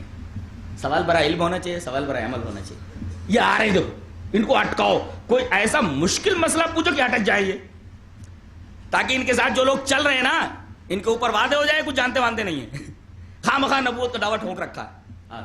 آن دو. کہا کہ سوال کیا کریں؟ کہا کہ سلو عن الروح، روح کے بارے میں سوال کرو. سب سے مشکل سوال ہے یہ، نبی سے کرو سلو عن الروح. تو کچھ لوگوں نے کہا ارے کائے کو مغز ماری کر رہے ہو، ارے کہیں کوئی جواب ایسا آ جائے، یہ تو نبی ہے، یہ کہیں وہی اتر آئے اور سوال کے ضمن میں ہم لوگوں کی حجامت نہ ہو جائے. لا یجیء فیہ بشیء تکرہونہ، ایسی بات آپ بیان کرنے لگے اس سوال کے جواب میں کہ ہم لوگوں کا کوئی عیب کھل جائے. زیادہ بہتر یہی ہے کہ سوال ان سے نہ کیا جائے. اس کا مطلب یہ ہوا، یہ جملہ بتا رہا ہے کہ نالائقوں کو یقین تھا کہ یہ سچ مچ اللہ کا نبی ہے. لا یجیء فیہ بشیء تکرہونہ، یہ وہی کے ذریعے بات کرتا ہے. اور کوئی ایسی بات نہ کر لے سوال کے جواب میں کہ ہم لوگوں کی ناک کٹ جائے. لیکن ان میں سے چند تھے کہنے لگے نہیں، فقال بعضهم لنسألنہ، پوچھ کر ہی چھوڑیں گے. لنسألنہ، کہا پوچھ لے. فقام رجل منہ، ان میں سے ایک آدمی کھڑا ہوا، کہا کہ محمد ایک سوال کرنا ہے. محمد نہیں بولا، یا ابا القاسم، نام لینا بھی گوارا نہیں کرتے تھے. اتنے شیاطین تھے یہ کہ نبی کا اتنا پیارا نام لینا گوارا نہیں تھا ان کو. اس لیے کہ اگر محمد بولے تو محمد کا مطلب یہ کہ اللہ کے بعد جس شخصیت کی سب سے زیادہ تعریف اس روئے زمین پر ہوئی ہے اور ہوگی اور ہونے والی ہے، کسی اور کی نہیں. محمد جس کی حد درجہ تعریف کی وہ اللہ کے بعد. اب اس سے زیادہ تعریف کی کہ اللہ تبارک و تعالیٰ نے ہر اذان میں، اقامت میں، ایک اذان ہو گئی، دوسری اذان جب نماز کے لیے شروع ہوتی ہے اس کے اندر بھی اللہ تعالیٰ نے اپنے نام کے ساتھ اپنے حبیب کا نام ملا لیا ہے. بولو میرے نام کے ساتھ میرے حبیب کا نام ہے، اشہدو ان لا الہ الا اللہ اشہدو ان محمد الرسول اللہ. تو یہ نام نہیں لیتے. کہنے لگے فقال یا ابا القاسم، اے ابو القاسم، قاسم کے ابا، محمد نہیں بول رہے ہیں، اے ابو القاسم. بولے بولو. کہا کہ ایک سوال کرنا ہے. کہا کہ کیا؟ کہا کہ مر روح، واٹ از سول، روح کیا ہے؟ مر روح، روح کیا ہے؟ ماں مانے کیا؟ عربی میں ماں مانے کیا، واٹ کے مانے میں. مر روح، روح کیا ہے؟ نبی کریم صلی اللہ علیہ وسلم خاموش ہو گئے. فسکتا، یہ سکوت اس بات کی دلیل ہے. اور آگے صحابی اس سکوت کی اشارہ کر رہے ہیں. فسکتا فقلت، راوی بولتے ہیں مجھے یقین ہو گیا انہ یوحی الیہ، سوال کے جواب میں وحی نازل ہو رہی ہے. اللہ اکبر. یہ عام انسانوں سے الگ ہستی ہوتی ہے. اسی وجہ سے کہا گیا والنجم اذا ہوا ما ضل صاحبکم وما غوا وما ينطق عن الهوى ان هو الا وحی یوحی. میرا نبی جو بولتا ہے وہ اپنی خواہش سے، نفس سے نہیں بولتا. وہ جو بولتا ہے زبان اس کی ہوتی ہے اور بات عرش والے کی ہوتی ہے. صرف وہ زبان ہے، اس کی زبان سے اللہ کلام کرتا ہے، بات کرتا ہے. وما ينطق عن الهوى ان هو الا وحی یوحی. فسکت، he became silent، خاموش ہو گیا. راوی کہتے ہیں مجھے یقین ہو گیا. فقلت انہ، قال کے بعد انہ، فقلت انہ یوحی الیہ. اب وہی نازل ہو رہی ہے آپ کے اوپر.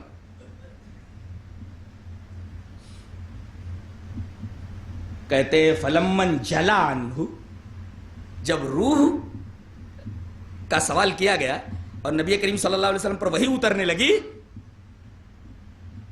جب یہ وحی کا معاملہ ختم ہوا. فلمن جلا عنہ، جب تک آپ وحی کی حالت میں رہے، بالکل سکون میں رہے، سکوت میں رہے، جب یہ حالت ختم ہوئی، یہ کیفیت ختم ہوئی، آپ نے فرمایا تمہارے سوال کا جواب یہ ہے. ویس جبرائیل نے آیت نازل کر دلا کر کے اللہ کی طرف سے جواب دیجئے ان کا.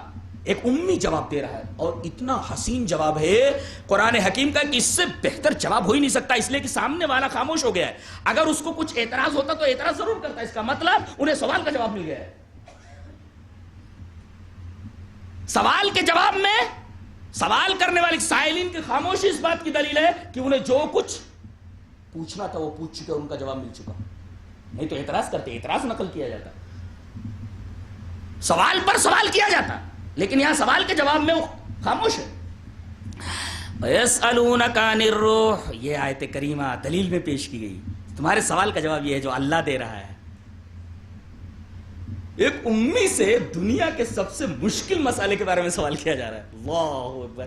یہ آپ کے نبی ہونے کی دلیل، قرآن کے اللہ کے کلام ہونے کی دلیل، اور اللہ کے وجود کی دلیل، اور اسلام مذہب کے برحق ہونے کی دلیل. وَيَسْأَلُونَكَ عَنِ الرُّوحِ، یہ روح کے بارے میں آپ سے سوال کر رہے ہیں تو آپ جواب دیجئے. قُلِ الرُّوحُ مِنْ أَمْرِ رَبِّي، آپ کہہ دیجئے کہ روح میرے رب کے امر میں سے ہے. ہم اس پر بحث کرنا چاہیں گے. اس کے بعد اب آپ لوگ ذہن کے دریچے کھول لیں، شاید مفہوم گھس جائے.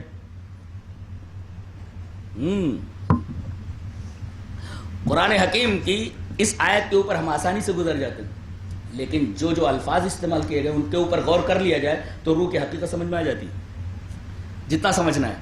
وَيَسْأَلُونَكَ عَنِ الرُّوحِ، یہ لوگ آپ سے روح کے بارے میں سوال کرتے ہیں، آپ فرما دیجئے، جواب دیجئے آپ ان کو، الروح من امر ربی، روح میرے رب کے امر میں سے ہے۔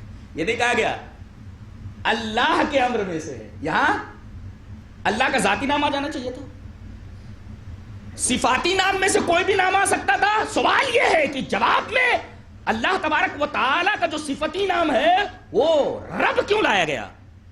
ایک نقطہ بتانے کے لیے کہ روح مخلوق ہے، اور جس طریقے سے دیگر چیزیں پرورش پا رہی ہیں روح کی بھی پرورش ہو رہی ہے۔ جیسے دنیا کے ہر شے محدود ہے، روح بھی محدود ہے۔ جیسے دنیا کے ہر شے کا علم محدود ہے، روح کا بھی علم محدود ہے۔ جیسے ربوبیت نام ہے، انشاء الشیء حالا فحالا الی حد التمام، ربوبیت نام ہے کہ کسی شے کو تدریجاً، گریجولی، رفتہ رفتہ حد کمال تک پہنچانا۔ رب کا حوالہ دے کر کے بتایا گیا کہ روح مخلوق ہے، یہ شعور حاصل کرتی ہے بدن میں آنے کے بعد، رفتہ رفتہ اس کی تربیت ہوتی ہے۔ اس کو سب کچھ معلوم نہیں ہوتا، دھیرے دھیرے اس کی تربیت ہوتی ہے۔ جیسے بدن کی تربیت ہوتی ہے، اس امر ربی یعنی روح کی بھی پرورش ہوتی ہے، اور اس کا شعور، اس کا کمال رفتہ رفتہ حد کمال کو پہنچتا ہے، اس کی صلاحیتیں رفتہ رفتہ حد کمال کو پہنچتی ہیں، اس کا شعور رفتہ رفتہ حد کمال کو پہنچتا ہے۔ گویا اس کی تربیت کی جا رہی ہے، اور تربیت مربوب کی ہوتی ہے، اور مربوب مخلوق ہونے کی دلیل ہے۔ دو باتیں معلوم ہوئی، روح مخلوق ہے اور اس کی تربیت ہو رہی ہے، اس کے شعور کی، اس کے صلاحیتوں کی، اس کی کیریکٹرسٹکس کی، ساری چیزوں کی وہ تربیت فرما رہا ہے۔ مخلوق ہونے کی دلیل بھی، روح مخلوق ہے، لیکن یہی ایک نقطہ اور بتا دوں، ایک روح ایسی ہے جو مخلوق نہیں ہے۔ اچھا، روح مخلوق نہیں ہے؟ ہاں، ایک روح ایسی ہے جو مخلوق نہیں ہے، قرآن۔ اچھا، قرآن کو بھی روح کہا گیا؟ جی ہاں، اللہ نے فرمایا وَكَذَلِكَ أَوْحَيْنَا إِلَيْكَ رُوحًا مِّنْ أَمْرِنَا مَا كُنْتَ تَدْرِي مَا الْكِتَابُ وَلَا الْإِيمَانُ، اے ہمارے حبیب، ہم نے آپ کی طرف روح وحی کی ہے، اپنے امر میں سے روح وحی کی ہے۔ یہ روح کیا ہے؟ مفسرین نے بتایا کہ روح جو ہے یہاں قرآن کے معنی میں ہے، قرآن ہے، قرآن روح ہے، روح۔ ظاہر ہے کہ القرآن کتاب اللہ، القرآن کلام اللہ غیر مخلوق، قرآن جو اللہ کا کلام ہے وہ غیر مخلوق ہے۔ تو اگر قرآن کو روح کہا گیا تو ایک روح ایسی ہے جو مخلوق نہیں ہے، القرآن کلام اللہ غیر مخلوق، لیکن یہ روح اس کے علاوہ جو اللہ کی صفت نہیں ہے، جو اللہ کا کلام نہیں ہو، ساری کی سارے ارواح مخلوق ہیں۔ اچھا، جبرائیل، ہاں وہ بھی روح ہیں۔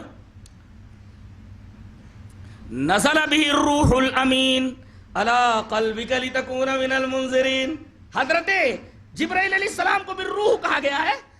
ظاہر ہے کہ وہ مخلوق ہیں، اللہ نے ان کو پیدا کیا، لہذا یہ روح مخلوق ہے۔ اسی طریقے سے حضرت عیسیٰ علیہ السلام، ان کو روح کہا گیا اس لیے کہ وہاں مادہ نہیں ہے، اس لیے کہ پیدائش میں دو چیزیں درکار ہوتی ہیں، ایک تو نطفہ، منی، نطفہ، اور دوسرے اللہ تبارک و تعالیٰ کا حکم کن۔ دیکھیے یہاں مادہ نہیں ہے، یہاں نطفہ نہیں ہے، لفظ کن ہے جو ایک امر ہے، اللہ تبارک و تعالیٰ کے امر سے حضرت عیسیٰ علیہ السلام مخلوق کو، لہذا ان کو جو روح کہا گیا ہے، حضرت عیسیٰ بھی مخلوق ہے۔ تو بعض ارواح جیسے قرآن ہے، یہ روح غیر مخلوق ہے، بقیہ اور جتنی ارواح ہیں سب کی سب مخلوق ہیں۔ حضرت جبرائیل کو روح کہا گیا، وہ مخلوق ہے۔ حضرت عیسیٰ علیہ السلام کو روح کہا گیا، وہ مخلوق ہے۔ قرآن حکیم کو روح کہا گیا، وہ القرآن کلام اللہ غیر مخلوق۔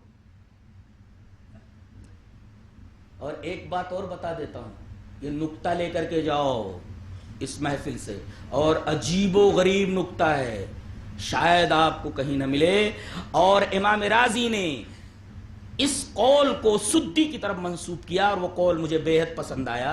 امام رازی نے اس قول کو سدی کی طرف منسوب کیا ہے، اور وہ قول مجھے بے حد پسند آیا۔ اولئک کتب فی قلوبہم الایمان وأیدہم بروح منہ، صحابہ کرام کی عظمت بیان کرتے ہوئے اللہ فرمایا، یہ وہ ہیں صحابہ جن کے دلوں میں اللہ نے ایمان لکھ دیا ہے۔ شیعوں کی تردید ہو گئی، ارے بھائی بچے جب تختی کے اوپر کوئی چیز لکھتے ہیں تو بعد میں لے جا کر اس کو پتوڑ دیتے ہیں اور اس کو صاف کر دیتے. لیکن اللہ کا نکاح کوئی پتوڑ نہیں سکتا, کوئی صاف نہیں کر سکتا. لکھ دیا تو لکھ دیا تو ختم. اولئک کتب فی قلوبہم الایمان, اللہ نے صحابہ کرام کے دلوں کی تختیوں پر ایمان لکھ دیا ہے. اب وہ لکھ دے تو کون ہے بھولنے والا؟ لہذا وہ آخر تک ایمان والے رہے. کون کہتا بعد میں مرتد ہو گئے؟ اس آیت کریمہ کا انکار ہے. اچھا آگے, ارے یہ تو بڑی عجیب و غریب بات ہے. وَأَيَّدَهُمْ بِرُوحٍ مِّنْهُ, اور ان صحابہ کرام کی پوری جماعت کو اللہ نے مدد بہم پہنچائی, ان کی تائید فرمائی. کس سے؟ بِرُوحٍ مِّنْهُ, ہو کی ضمیر روح کی طرف لوٹ رہی ہے, ایمان کی طرف, ایمان کی طرف. یعنی روح ایمان سے ان کی تائید فرمائی. اس کا مطلب اگر ایمان میں بھی روح نہ ہو تو ایمان بیکار ہے. ایمان اس کے اندر روح بھی اچھی بات ہے. آپ کو حیرت نہیں ہوئی؟ کسی کے چہرے پر میں حیرت نہیں دیکھ رہا ہوں اتنے عجیب و غریب استدلال پر. سمجھ میں بات آئی کہ نہیں آئی؟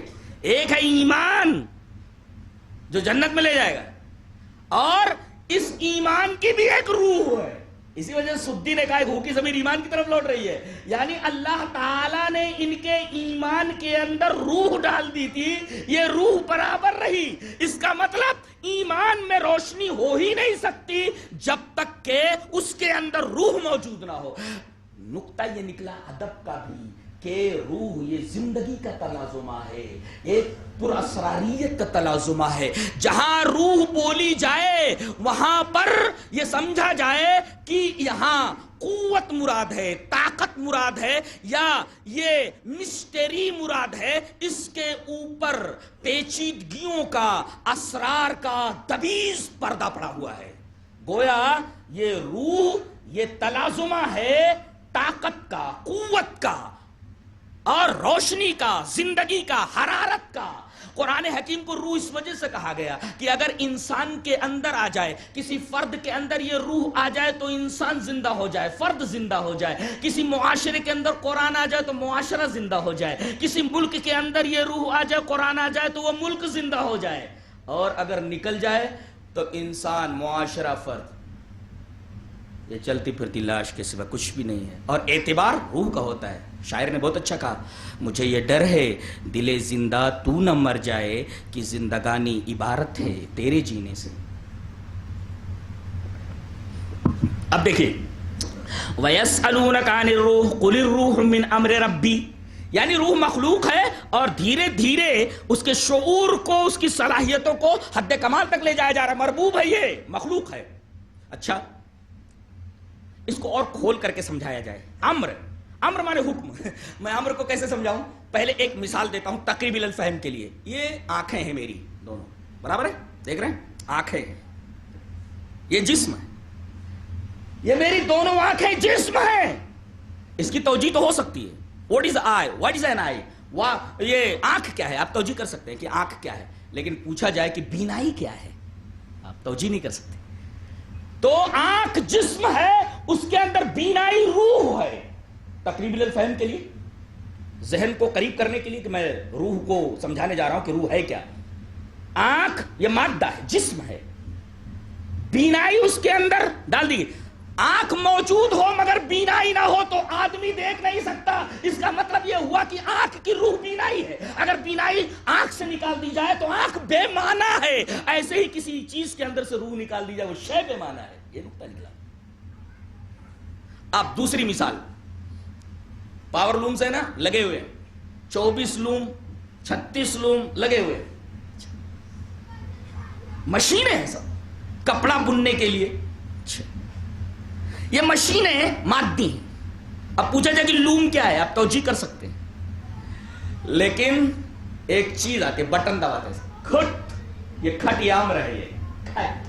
اب کھٹ کرنے سے ایک چیز جاتی ہے لوموں کے اندر, اور لوم یہ زندگی پا لیتے ہیں اور متحرک ہو جاتے ہیں. اس کا مطلب ہے کہ یہ مادے کے اندر حرکت, قوت, طاقت اور کام والا بنا دیتے ہیں. لوم کام نہیں کر سکتا جب تک کرنٹ نہ ہو. اس کا مطلب روح. ایک لطیفہ سنا دیتا ہوں تاکہ اگر آپ لوگ سو رہے ہو تو جاگ جائیں. ادھر کوئی سوتا نہیں ہے, میری تقریر میں کوئی سوتا نہیں، نیند آ ہی نہیں سکتی جی. آدمی جب بڈھا ہو جاتا ہے تو سب سے زیادہ فکر بہو کو ہوتی ہے کہ کب بڈھا یہاں سے چلا جائے.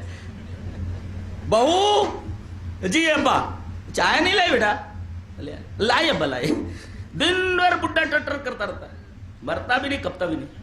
اب وہ بڈھا ایک دفعہ لیٹ گیا، چائے لے کر کے بہو آئی، دیکھا تو حصو حرکت ہے ہی نہیں، ہلایا ڈلایا، بہت خوش ہو گئی، لگتا گئے. لیکن اب اس کو کلیئر کر لیا جائے کہ بھئی یہ زندہ ہے کہ مر گئے. ڈاکٹر کو بلایا گیا. ڈاکٹر بھی عجیب و غریب ٹائپ کا تھا.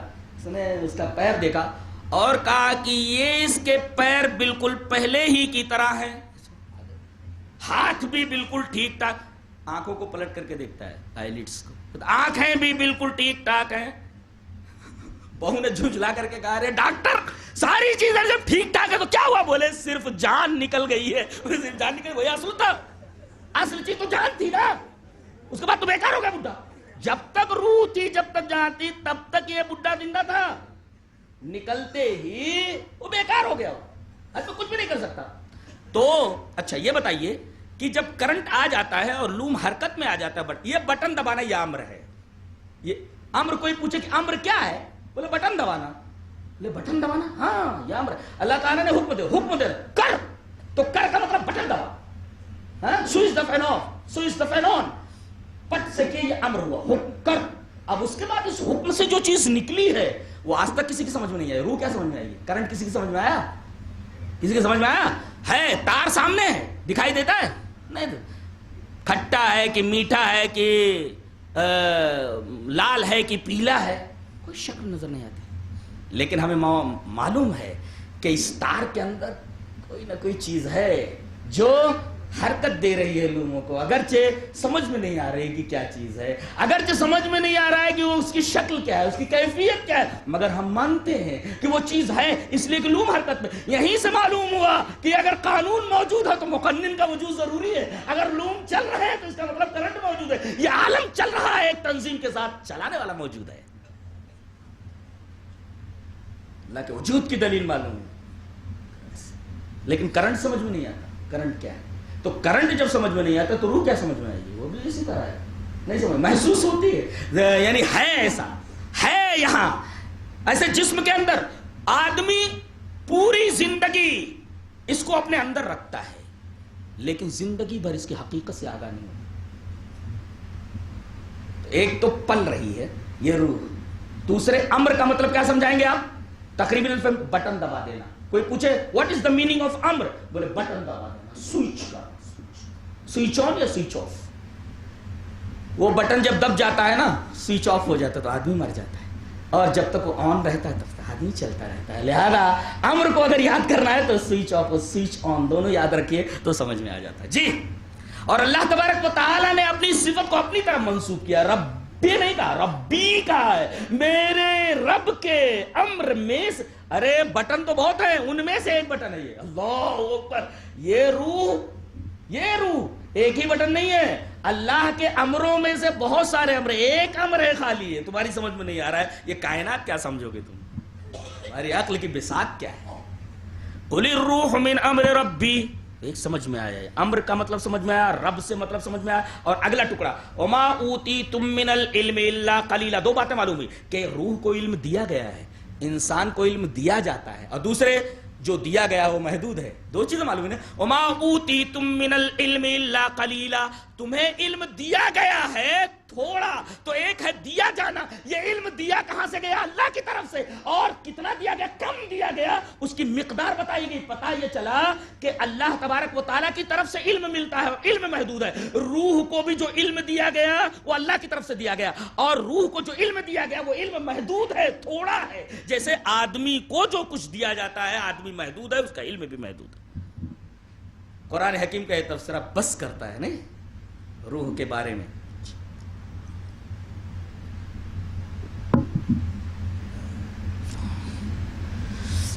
یہ ایک نہ سمجھ میں آنے والی چیز ہے. آدمی مر گیا، بہت اچھی حدیث بیان کرنے جا رہا ہوں. لاش رکھی ہوئی ہے مگر روح ہے، روح ہے اس میں. ہاں مر گیا، کھاٹ کے اوپر رکھا ہوا ہے. اچھا روح ہے اس میں؟ ہاں ہے. لے کر چل رہے ہیں، روح ہے. ہے دلیل یہ حدیث پاک. وعن سعید المقبوری عن ابیہ انہ سمع ابا سعید الخدری ان رسول اللہ صلی اللہ علیہ وسلم قال اذا اذیت الجنازة واحتملها الرجال على اعناقهم فان كانت صالحة قالت قدموني وان كانت غير صالحة قالت يا ويلها اين يذهبون بها يسمع صوتها كل شيء الا الانسان ولو سمعه لصيق. رواه البخاری فی کتاب الجنائز. حضرت امام بخاری اس حدیث پاک کو ایسے کتاب الجنائز کے اندر لائے. حضرت ابو سعید خدری فرماتے ہیں کہ رسول اللہ صلی اللہ علیہ وسلم نے ارشاد فرمایا کہ آدمی مر گیا, اب اس کو نہلا لیا گیا, نہلانے کے بعد اسے کفن پہنا دیا گیا.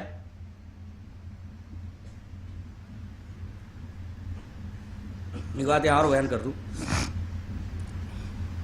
کسی سفر پہ آپ روانہ ہوتے ہیں نا تو آئیڈینٹی کی ضرورت ہوتی ہے. آئیڈینٹی آپ کی شناخت, بولے عبداللہ, ولدیت ابن آدم کا بیٹا. آئیڈینٹی بولے مٹی, کدھر سے جانا, کس ہوائی اڈے سے, بولے فیروز گئے دنیا سے, ادھر سے جانا ہے. دنیا کے ہوائی اڈے سے جانا ہے. کدھر جانا ہے, ڈیسٹینیشن, اترنا کہاں ہے, بولے ڈیسٹینیشن عالم آخرت. یہ پلین کہیں بیچ میں رکتا ہے, بولے ہاں تھوڑی دیر کے لیے رکتا ہے عالم برزخ میں, ہارٹ لیتا ہے تھوڑی دیر کے لیے, تھوڑی دیر ہارٹ لیتا ہے. یہ فیروز گئے دنیا سے اڑا, تھوڑا ہارٹ لیتا ہے عالم برزخ میں, اس کے بعد سیدھے عالم آخرت وہاں پہنچا دیتا. کیپٹن ملک الموت. دلیل یہ آیت کریمہ, قل یتوفاکم ملک الموت الذی وکل بکم ثم الی ربکم ترجعون. اس جہاز کے اندر ایئر ہوسٹسز ہیں, بولے نہیں یہاں لڑکیاں نہیں رہتی ہیں, سب لڑکے ہیں, بولے فرشتے ہیں سب پورے. اچھا ساتھ میں ہیں کیا, ہاں دلیل یہ آیت کریمہ. وَهُوَ الْقَاهِرُ فَوْقَ عِبَادِهِ وَيُرْسِلُ عَلَيْكُمْ حَفَظًا حَتَّى إِذَا جَاءَ أَحَدَهُمُ الْمَوْتُ تَوَفَّتْهُ رُسُلُنَا وَهُمْ لَا يُفَرِّطُونَ. یہ رسول ہمارے بھیجے گئے سب ساتھی ملک الموت کے, یہاں رسول کے ساتھ رسول لایا گیا, اس کی جمع. اس کا مطلب حضرت ملک الموت کے ساتھ بہت سارے فرشتے آتے ہیں, اور آدمی دیکھ لینا پیشاب اتر جائے گا. یہ اس ہوائی جہاز کا کیپٹن ہے, اور ایئر ہوسٹس یہ سب فرشتے ہیں. وَهُمْ لَا يُفَرِّطُونَ, یہ کوئی کمی نہیں کرتے, پورا چیک کر لیتے ہیں. اچھا اس جہاز میں لگیج, بولے بس 4-5 گز سفید لٹھا, تھوڑی سی روئی ناک میں اور کان میں, بس لے جانے کی اجازت ہے, ورنہ luggage no allowed, not allowed, کوئی چیز الاؤڈ نہیں ہے. اور ایک چیز اور بھی, یہاں آکسیجن نہیں ہے اس پلین میں یہاں آکسیجن نہیں ہے. آدمی کو دہلا دینے کے لیے کافی ہے, آدمی کے رونگٹے کھڑے بے ہوش ہو کر گر جائے گا, مر جائے گا. ہاں فیروز گئے دنیا سے اڑتا ہے, سیدھا ہارٹ لیتا ہے, تھوڑا عالم برزخ. اللہ نے خود فرمایا وَمِن وَرَائِهِمْ بَرْزَخٌ إِلَى يَوْمِ يُبْعَثُونَ. یہ دنیا سے گیا, اب یہ برزخ میں ہے. تک بولے تو وَمِن وَرَائِهِمْ بَرْزَخٌ إِلَى يَوْمِ يُبْعَثُونَ, اٹھائے جانے تک یہ یہی ہے. اب اس حدیث پاک کے اوپر آئیے. مر گیا آدمی, نہلا لیا گیا, کفن پہنا لیا گیا, جنازے کے اوپر رکھ دیا گیا. اذا اُزِیَتِ الْجَنَازَةُ, جب جنازہ رکھ دیا گیا, ہاں جنازہ تیار, بولے ہاں تیار, اٹھایا جائے, اٹھاؤ. وَاحْتَمَلَهَا الرِّجَالُ عَلَىٰ أَعْنَاقِهِمْ, لوگوں نے جنازے کو اپنے کندھوں کے اوپر اٹھا لیا ہے. اچھا اب یہ جا رہا ہے لے کر کے. فَإِنْ كَانَتْ صَالِحَةً قَالَتْ قَدِّمُونِي, اگر یہ مردہ نیک ہے, اچھا ہے, تو قالت قدمونی, تو بولتا ہے کہ مجھے جلدی لے چلو. وَإِنْ كَانَتْ غَيْرَ صَالِحَةٍ, اگر یہ نیک نہیں ہے تو بولتا ہے یا وَيْلَهَا أَيْنَ يَذْهَبُونَ بِهَا, ہائے مجھے کہاں لیے جا رہے ہو. ارے دنیا سے دل چپکا ہوا تھا, اب جاتے ہوئے تو بھاری پڑے گا ہی. یا وَيْلَهَا أَيْنَ يَذْهَبُونَ بِهَا, ہائے مجھے کہاں لیے جا رہے ہو. نیک بنو, نیک ہے اگر تو بولتا ہے قالت قدمونی. اچھا یہ زبان حال سے بولتا ہے, زبان قال سے, حقیقت میں بولتا ہے. جی ہاں حقیقت میں بولتا ہے. یہ کیوں, اس لیے کہ آگے اس کا قرینہ موجود ہے. یسمع صوتها كل شيء الا الانسان, اس کی آواز ہر شے سنتی ہے سوائے انسان کی. اس کا مطلب بولتا ہے وہ. ولو سمعه لصيقا, اگر کوئی سن لے تو بے ہوش ہو کر گر جائے, مر جائے گا وہ. لصيقا بولتا ہے وہ, اور ہر شے اس کی آواز کو سنتی ہے سوائے انسان کے. اب بولیے روح کا تعلق ہے کہ نہیں اس سے؟ لیکن بولتا ہے سنائی نہیں دیتا. اچھا بولتا ہے مگر ہم کو سنائی نہیں دیتا. پتا نہیں روح کا اب اس وقت اس سفر میں اس کے ساتھ کیسا تعلق ہے معلوم نہیں, لیکن بولتا ہے. اچھا سنتے بھی ہیں, جی ہاں, خاص خاص وقت میں اللہ جب چاہے. کب کب سنتے ہیں؟ یا تو عبرت کے طور پر ہر مردے کے ساتھ یہ پیش آتا ہے, اور یا پھر معجزے کے طور پر. معجزے کے طور پر بھی اس کی دلیل, اور عبرت کے طور پر اس کی دلیل. حدیث اس طرح. وعن انس رضی اللہ تعالی عنہ عن النبی صلی اللہ علیہ وسلم قال ان العبد اذا وضع في قبره وتولى عنه اصحابه انه لا يسمع قران عليهم. رواہ البخاری فی کتاب الجنائز. حضرت رواہ ابو داؤد فی کتاب ابو داؤد شریف میں. حضرت امام ابی داؤد اس حدیث پاک ویسے کتاب الجنائز کے اندر لائے, راوی حضرت انس ہے. حضرت انس فرماتے ہیں نبی اکرم صلی اللہ علیہ وسلم نے ارشاد فرمایا کہ ان العبد اذا وضع في قبره, جب کسی بندے کو اس کی قبر کے اندر رکھ دیا جاتا ہے, وہ تولی عنہ اصحابہ, اور اس کے ساتھی وہاں سے جانے لگتے ہیں, تو انہ لا یسمع قران علیہم, تو ان کے جوتوں کی آواز سنتا ہے وہ. اللہ عبرت کے طور پر اس وقت تمام مردوں کو سنا دیتا ہے, چاہے وہ اچھے ہوں چاہے برے ہوں, یہ بتانے کے لیے کہ جن لوگوں کے ساتھ زندگی بھر تو وفادار رہا, دیکھ تجھے شہر خموشہ میں چھوڑ کر کیسی بے وفائی کر کے جا رہے ہیں. اس حدیث کے اوپر رکے رہیے. یہ حدیث ہو گئی کہ یہاں مردوں کو سنا دیا جاتا ہے عبرت کے طور پر. عبرت, وہ سنتے نہیں ہیں بلکہ خاص وقت کے اندر ان کو سنا دیا جاتا ہے. اس حدیث سے یہ استدلال کرنا کہ وہ سنتے ہیں مانگو, دلیل بالکل بوگس ہے اور کوئی دم نہیں ہے اس دلیل کے اندر, کوئی ثبوت ہی نہیں اس کا. یہ عبرت کے طور پر ایک خاص وقت میں اس کو سنا دیا جاتا ہے, یہ عبرت کے طور پر ہوتا ہے. اور یہ رامداس کے ساتھ بھی ہوتا ہے اور عبداللہ کے ساتھ بھی ہوتا ہے, دونوں کے ساتھ بھی ہوتا ہے. تاکہ عبرت یہ اسی وقت کے لیے, اس لیے کہ قرینہ موجود ہے. اذا وقت کے لیے آتا ہے, جب ایسا ہوتا ہے تو اذا, when, جب ایسا ہوتا ہے. ان العبد اذا وضع في قبره وتولى عنه, سب تب ایسا ہوتا ہے. ہمیشہ ایسا نہیں ہوتا. قرینہ, اذا قرینہ ہے کہ یہ خاص وقت کے لیے. یہ تو عبرت کے طور پر سنا دیا جاتا ہے, مردے سن لیتے ہیں, اور معجزے کے طور پر حدیث اس طرح. وعن انس رضی اللہ تعالیٰ عنہ قال سمع المسلمون من اللیل ببیر بدر ورسول اللہ صلی اللہ علیہ وسلم قائم ینادی یا ابا جہل ابن ہشام یا شیبۃ ابن ربیعہ ویا عتبۃ ابن ربیعہ ویا امیۃ ابن خلف هل وجدتم ما وعد ربكم حقا فإني وجدت ما وعدني ربي حقا فقالوا يا رسول الله أو تنادي قوما قد جيفوا فقال ما أنتم بأسمع لما أقول منهم ولكنهم لا يستطيعون أن يجيبوا. رواه النسائی فی کتاب الجنائز. حضرت امام نسائی اس حدیث پاک ویسے کتاب الجنائز کے اندر لائے, عادت کے مطابق میں نے پوری روایت پڑھ دی ہے. حضرت انس فرماتے ہیں کہ بدر کی لڑائی ختم ہو گئی اور بڑے بڑے جو سرداران مکہ تھے ان کو پکڑ پکڑ کر کے بدر کے اندر جو ایک کنواں تھا اندھا, اس کے اندر ڈال دیا گیا. سمع المسلمون من اللیل ببیر بدر, بیر مینس ویل, کنویں کے اندر ڈال دیا. رسول اللہ صلی اللہ علیہ وسلم کنویں کے پاس آئے. ورسول اللہ صلی اللہ علیہ وسلم قائم ینادی, آپ کھڑے ہیں کنویں کی مڈیر پر کھڑے ہو کر کے آپ بول رہے ہیں, آواز لگا رہے ہیں, ینادی پکار رہے ہیں. کیا پکار رہے ہیں؟ یا ابا جہل ابن ہشام, اے ہشام کے بیٹے ابو جہل, ویا شیبۃ ابن ربیعہ, اے ربیعہ کے بیٹے شیبہ. بڑا غرہ تھا تمہیں اپنی قوت کے اوپر. ویا شیبۃ ابن ربیعہ, اے ربیعہ کے بیٹے شیبہ. ویا امیۃ ابن خلف, اے خلف کے بیٹے امیہ. اس کے بعد کہتے ہیں نبی کو, حل وجدتم ما وعد ربکم حقا, اللہ نے تم سے جو وعدہ کیا تھا تمہیں مل گیا نا. کیوں؟ اس لیے کہ فإنی وجدت ما وعدنی ربی حقا, اس لیے کہ اللہ نے جو مجھ سے وعدہ کیا تھا وہ تو میں نے پا لیا. تم لوگوں نے پایا کہ نہیں پایا؟ سوال میں جواب ہے, تمہیں مل گیا ہے, مجھے بھی مل گیا ہے. اللہ نے جو وعدہ مجھ سے میرے ساتھ کیا تھا مجھے مل گیا. فإنی وجدت ما وعدنی ربی حقا, اور تم حل وجدتم ما وعد ربکم حقا. اب صحابہ کرام جو سن رہے ہیں کنارے کنارے آگے چپ چاپ کھڑے ہیں, نبی بات کر رہے ہیں, آواز دے رہے ہیں ان کو. قالوا یا رسول اللہ و تنادی قوما قد جیفوا, اے اللہ کے رسول آپ ایسے لوگوں سے بات کر رہے ہیں جو مر چکے ہیں. جیف, جیفا کا مطلب ہوتا مردہ ہو جانا, سڑ جانا. یہ تو کنویں میں بڑے بڑے سڑ گئے ہیں, ان سے آپ بات کر رہے ہیں, آپ کی بات سن رہے ہیں کیا؟ یہ آپ نے فرمایا ما انتم باسمع لما اقول منہم, لما اقول منہم, جو میں ان سے کہہ رہا ہوں, ما انتم باسمع, تم سے زیادہ سن رہے ہو. دیکھیا, تم سے زیادہ سن رہے ہیں وہ.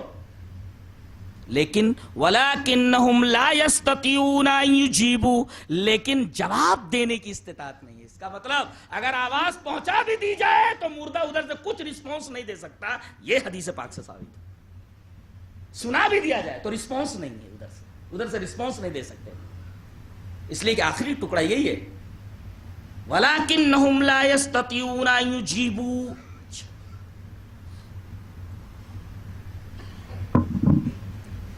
روح کے سفر میں یہ جنازہ جو رکھا ہوا اس میں روح ہے, تبھی تو بولتی ہے مجھے کہاں لیے جا رہے ہو, اور بولتی ہے مجھے جلدی لے چلو. اس کا مطلب روح کا تعلق کس کے ساتھ ہے, کیسے ہے, مجہول ہے کیفیت, مجہول الکیف ہے, کیفیت مجہول ہے یہاں. اچھا, سنائی دیتا ہے ان کو, دیتا ہے دو جگہوں پر. عبرت کی جگہ پر جیسے کسی آدمی کو دفن کر کے واپس پلٹنے کا, اور ایک معجزے کے طور پر جیسا یہ معجزہ صادر ہوا نبی کریم صلی اللہ علیہ وسلم. بقیہ ہر جگہ اس کو فٹ کر دینا یہ قرآن و حدیث کے ساتھ ایک طریقے کا خطرناک اور خوفناک مذاق ہے, جس کے اوپر کوئی ثبوت اور جس کے اوپر کوئی دلیل واضح موجود نہیں ہے.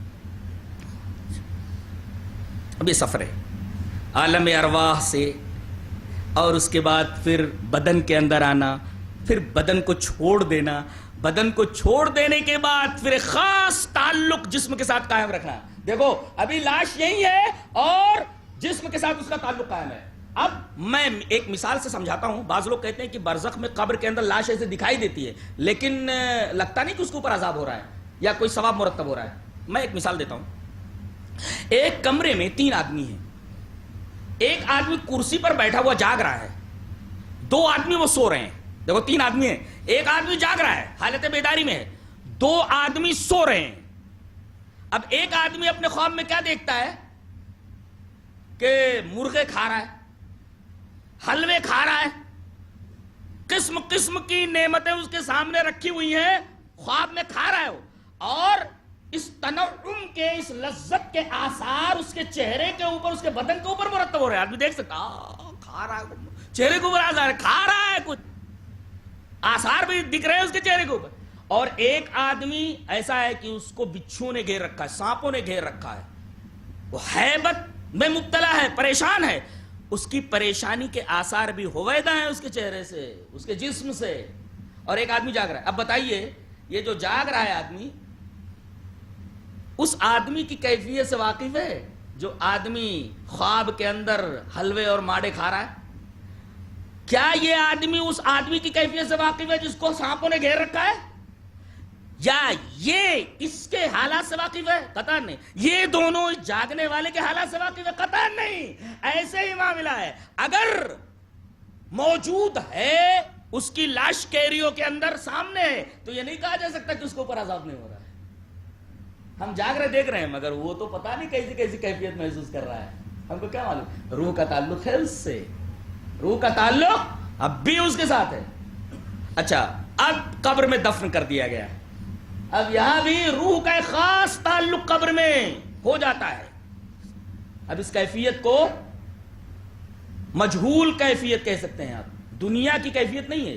دلیل یہ حدیث پاک.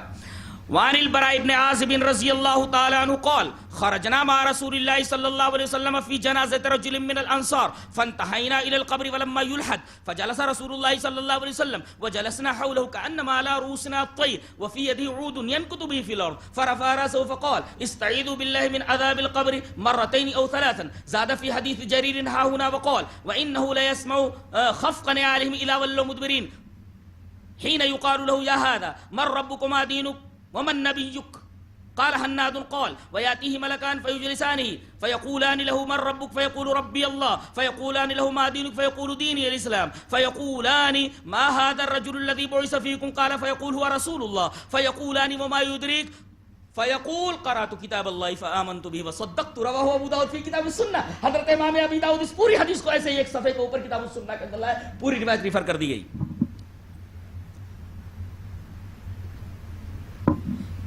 حضرت برا فرماتے کہ ایک انصاری کا انتقال ہو گیا, صحابی کا, جنازے میں جانا ہے.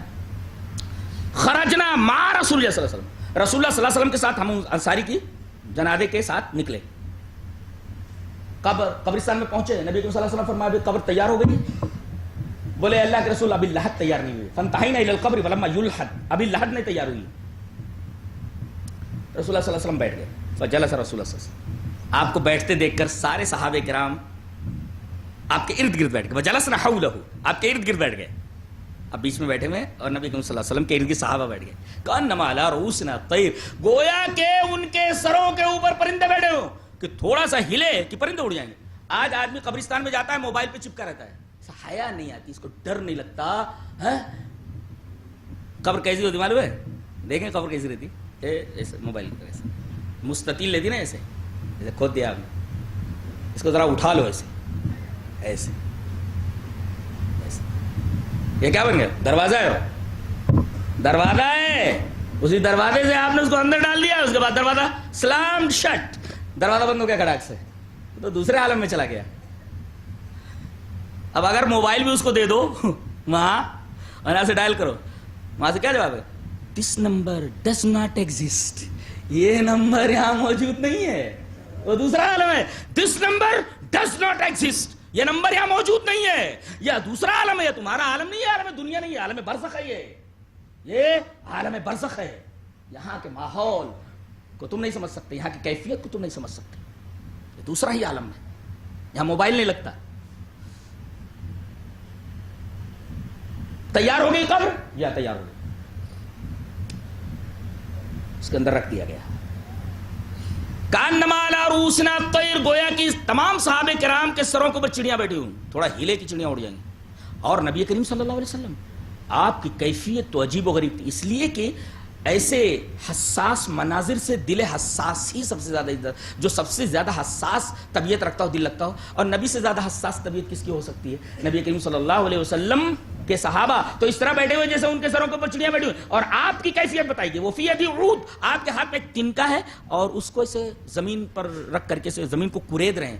اور جانتے ہیں کیفیت کب ہوتی ہے؟ جب آدمی بڑی گہری سوچ میں ڈوبا ہوا ہو. تنکا ہے ہاتھ میں, کر رہے ہیں, کھود رہے ہیں.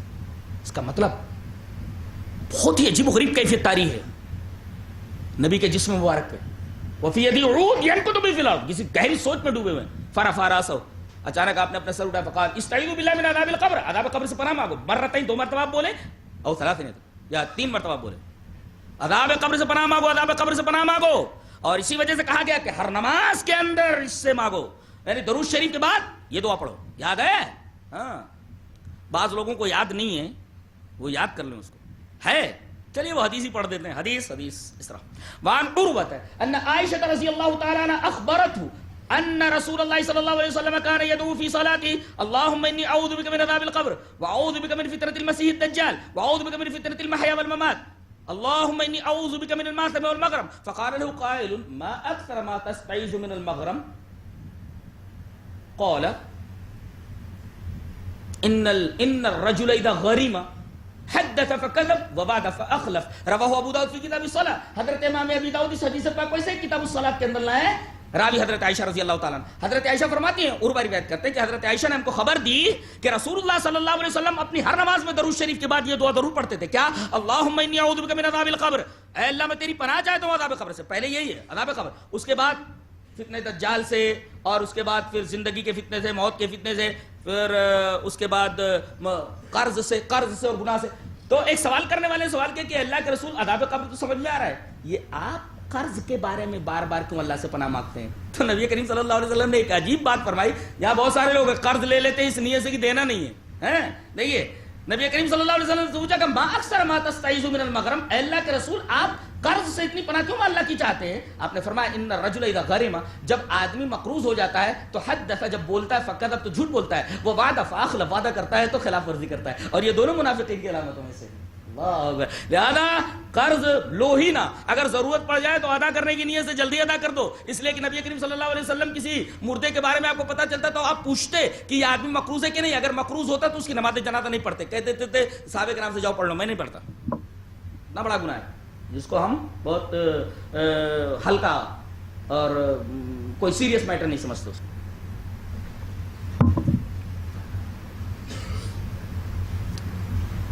مرتین و ثلاثن، آپ نے سر اٹھایا اور 3 مرتبہ یا 2 مرتبہ آپ نے کہا عذاب قبر سے پناہ چاہو۔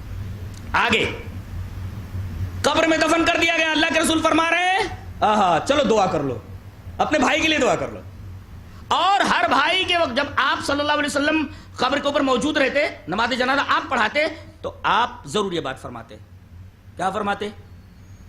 آئیے وہ حدیث دیکھ لیتے ہیں۔ حدیث اس طرح، وعن عثمان بن عفان رضی اللہ تعالی عنہ قال كان النبي صلی اللہ علیہ وسلم اذا وقف على قبر اذا فرغ من دفن المیت وقف علیہ فقال استغفروا لأخيكم وصلوا له التثبيت فإنه الآن يسأل، رواه ابو داؤد فی کتاب الجنائز۔ امام ابی داؤد اس حدیث کو ایسے کتاب الجنائز کے اندر ہے، حضرت عثمان بن عفان آپ کے داماد محترم اس حدیث کے راوی ہیں، وہ فرماتے ہیں کہ نبی کریم صلی اللہ علیہ وسلم جب کسی مردے کے دفن سے فارغ ہوتے، اذا فرغ من دفن المیت، جب میت کے دفن سے فارغ ہوتے تو آپ صحابہ کرام سے فرماتے، وہاں رکتے، وقف علیہ، اس قبر کے پاس رکتے اور بولتے کہ استغفروا لاخیکم، اپنے بھائی کے لیے مغفرت کی دعا کرو۔ اللہ، ابھی تو مغفرت کی دعا آپ نے پڑھی کہاں؟ نماز جنازہ میں۔ نماز جنازہ میں کیا ہوتا ہے؟ ایک سفارش ہوتی ہے، اور سفارش، آئیے وہ حدیث ہی پڑھ لیتے، ابھی اس حدیث پر رکے رہیے۔ حدیث اس طرح، وعن عبد الله بن مسعود رضی اللہ تعالی عنہ قال صلى رسول الله صلی اللہ علیہ وسلم على جنازة فقال اللهم اغفر لحينا وميتنا وشاهدنا وغائبنا وصغيرنا وكبيرنا وذكرنا وانثانا اللهم من احييته منا فاحيه على الاسلام ومن توفيته منا فتوفه على الايمان اللهم لا تحرمنا اجره ولا تذلنا بعده، رواہ ابن ماجہ فی کتاب الجنائز، امام ابن ماجہ اس حدیث کو کتاب الجنائز میں لائے۔ حضرت عبداللہ بن مسعود اس روایت کے راوی وہ فرماتے ہیں کہ رسول اللہ صلی اللہ علیہ وسلم نے ایک آدمی کی نماز جنازہ پڑھی، آپ نے فرمایا اے اللہ ہمارے زندہ کو بخش دے، اے اللہ ہمارے مردہ کو بخش دے۔ عبداللہ روپڑی رحمۃ اللہ علیہ سے ایک سوال کیا گیا کہ کیا کسی ہجڑے کی نماز جنازہ پڑھی جا سکتی ہے؟ ہجڑے کی، آپ نے فرمایا کہ اگر وہ کتاب و سنت کے مطابق عمل کرتا تھا تو نماز جنازہ پڑھ لی جائے، اس لیے کہ میتنا ہے وہ۔ اللہم اغفر لحینا و میتنا، اے اللہ ہمارے زندہ کو بخش دے، اے اللہ ہمارے مردہ کو بخش دے، شاہد کو، حاضر کو بخش دے، غائب کو بخش دے، عورت کو بخش دے، مرد کو بخش دے، بچے کو بخش دے، بوڑھے کو بخش دے، سب کو بخش دے اللہ۔ اللہ، یہ دعا آپ مانگتے تھے، ایک طریقے کی سفارش ہے۔ اور ایک روایت اور ذہن میں رکھ لو، وصیت کر کے جاؤ کہ تمہاری نماز جنازہ موحدین پڑھیں جنہوں نے اللہ کے ساتھ دنیا میں کسی اللہ کے ساتھ کسی کو شریک نہیں بنایا ہوگا، اور یہ اتنی بڑی بات ہے نماز جنازہ کا پڑھنا موحدین کا۔ آئیے وہ حدیث دیکھ لیتے ہیں۔ حدیث اس طرح، وعن ابن عباس رضی اللہ تعالی عنہما قال سمعت النبي صلی اللہ علیہ وسلم يقول ما من مسلم يموت فيقوم على جنازته 40 رجلا لا يشركون بالله شيئا الا شفعوا فيه، رواه ابو داؤد فی کتاب الجنائز۔ حضرت امام ابی داؤد اس حدیث پاک کو ایسے کتاب الجنائز کے اندر لائے، راوی حضرت عبداللہ ابن عباس ہیں۔ حضرت عبداللہ ابن عباس فرماتے ہیں کہ میں نے نبی کریم صلی اللہ علیہ وسلم کو یہ بیان فرماتے سنا کہ جو آدمی مر جائے، موحد مر جائے، اور اس کی نماز جنازہ فیقوم علی جنازتی 40 رجلا، 40 guys، 40 آدمی، 40 persons، 40 ایسے آدمی پڑھ لیں لا یشرکون باللہ شیئا، جو موحد ہوں، جنہوں نے اللہ کے ساتھ شرک نہ کیا ہو، 40 ایسے آدمی اگر نماز جنازہ پڑھ لیں لا شفع فی، اس آدمی کی بخشش ہو جاتی ہے۔ وصیت کر کے جاؤ اور توحید کی حقیقت سمجھو اور شرک کی قباحت اور شناعت کو ذہن میں رکھو۔ یہاں 40 آدمی نماز جنازہ پڑھتے موحدین تو اس کی بخشش ہو جاتی ہے۔ گنہگار ہے،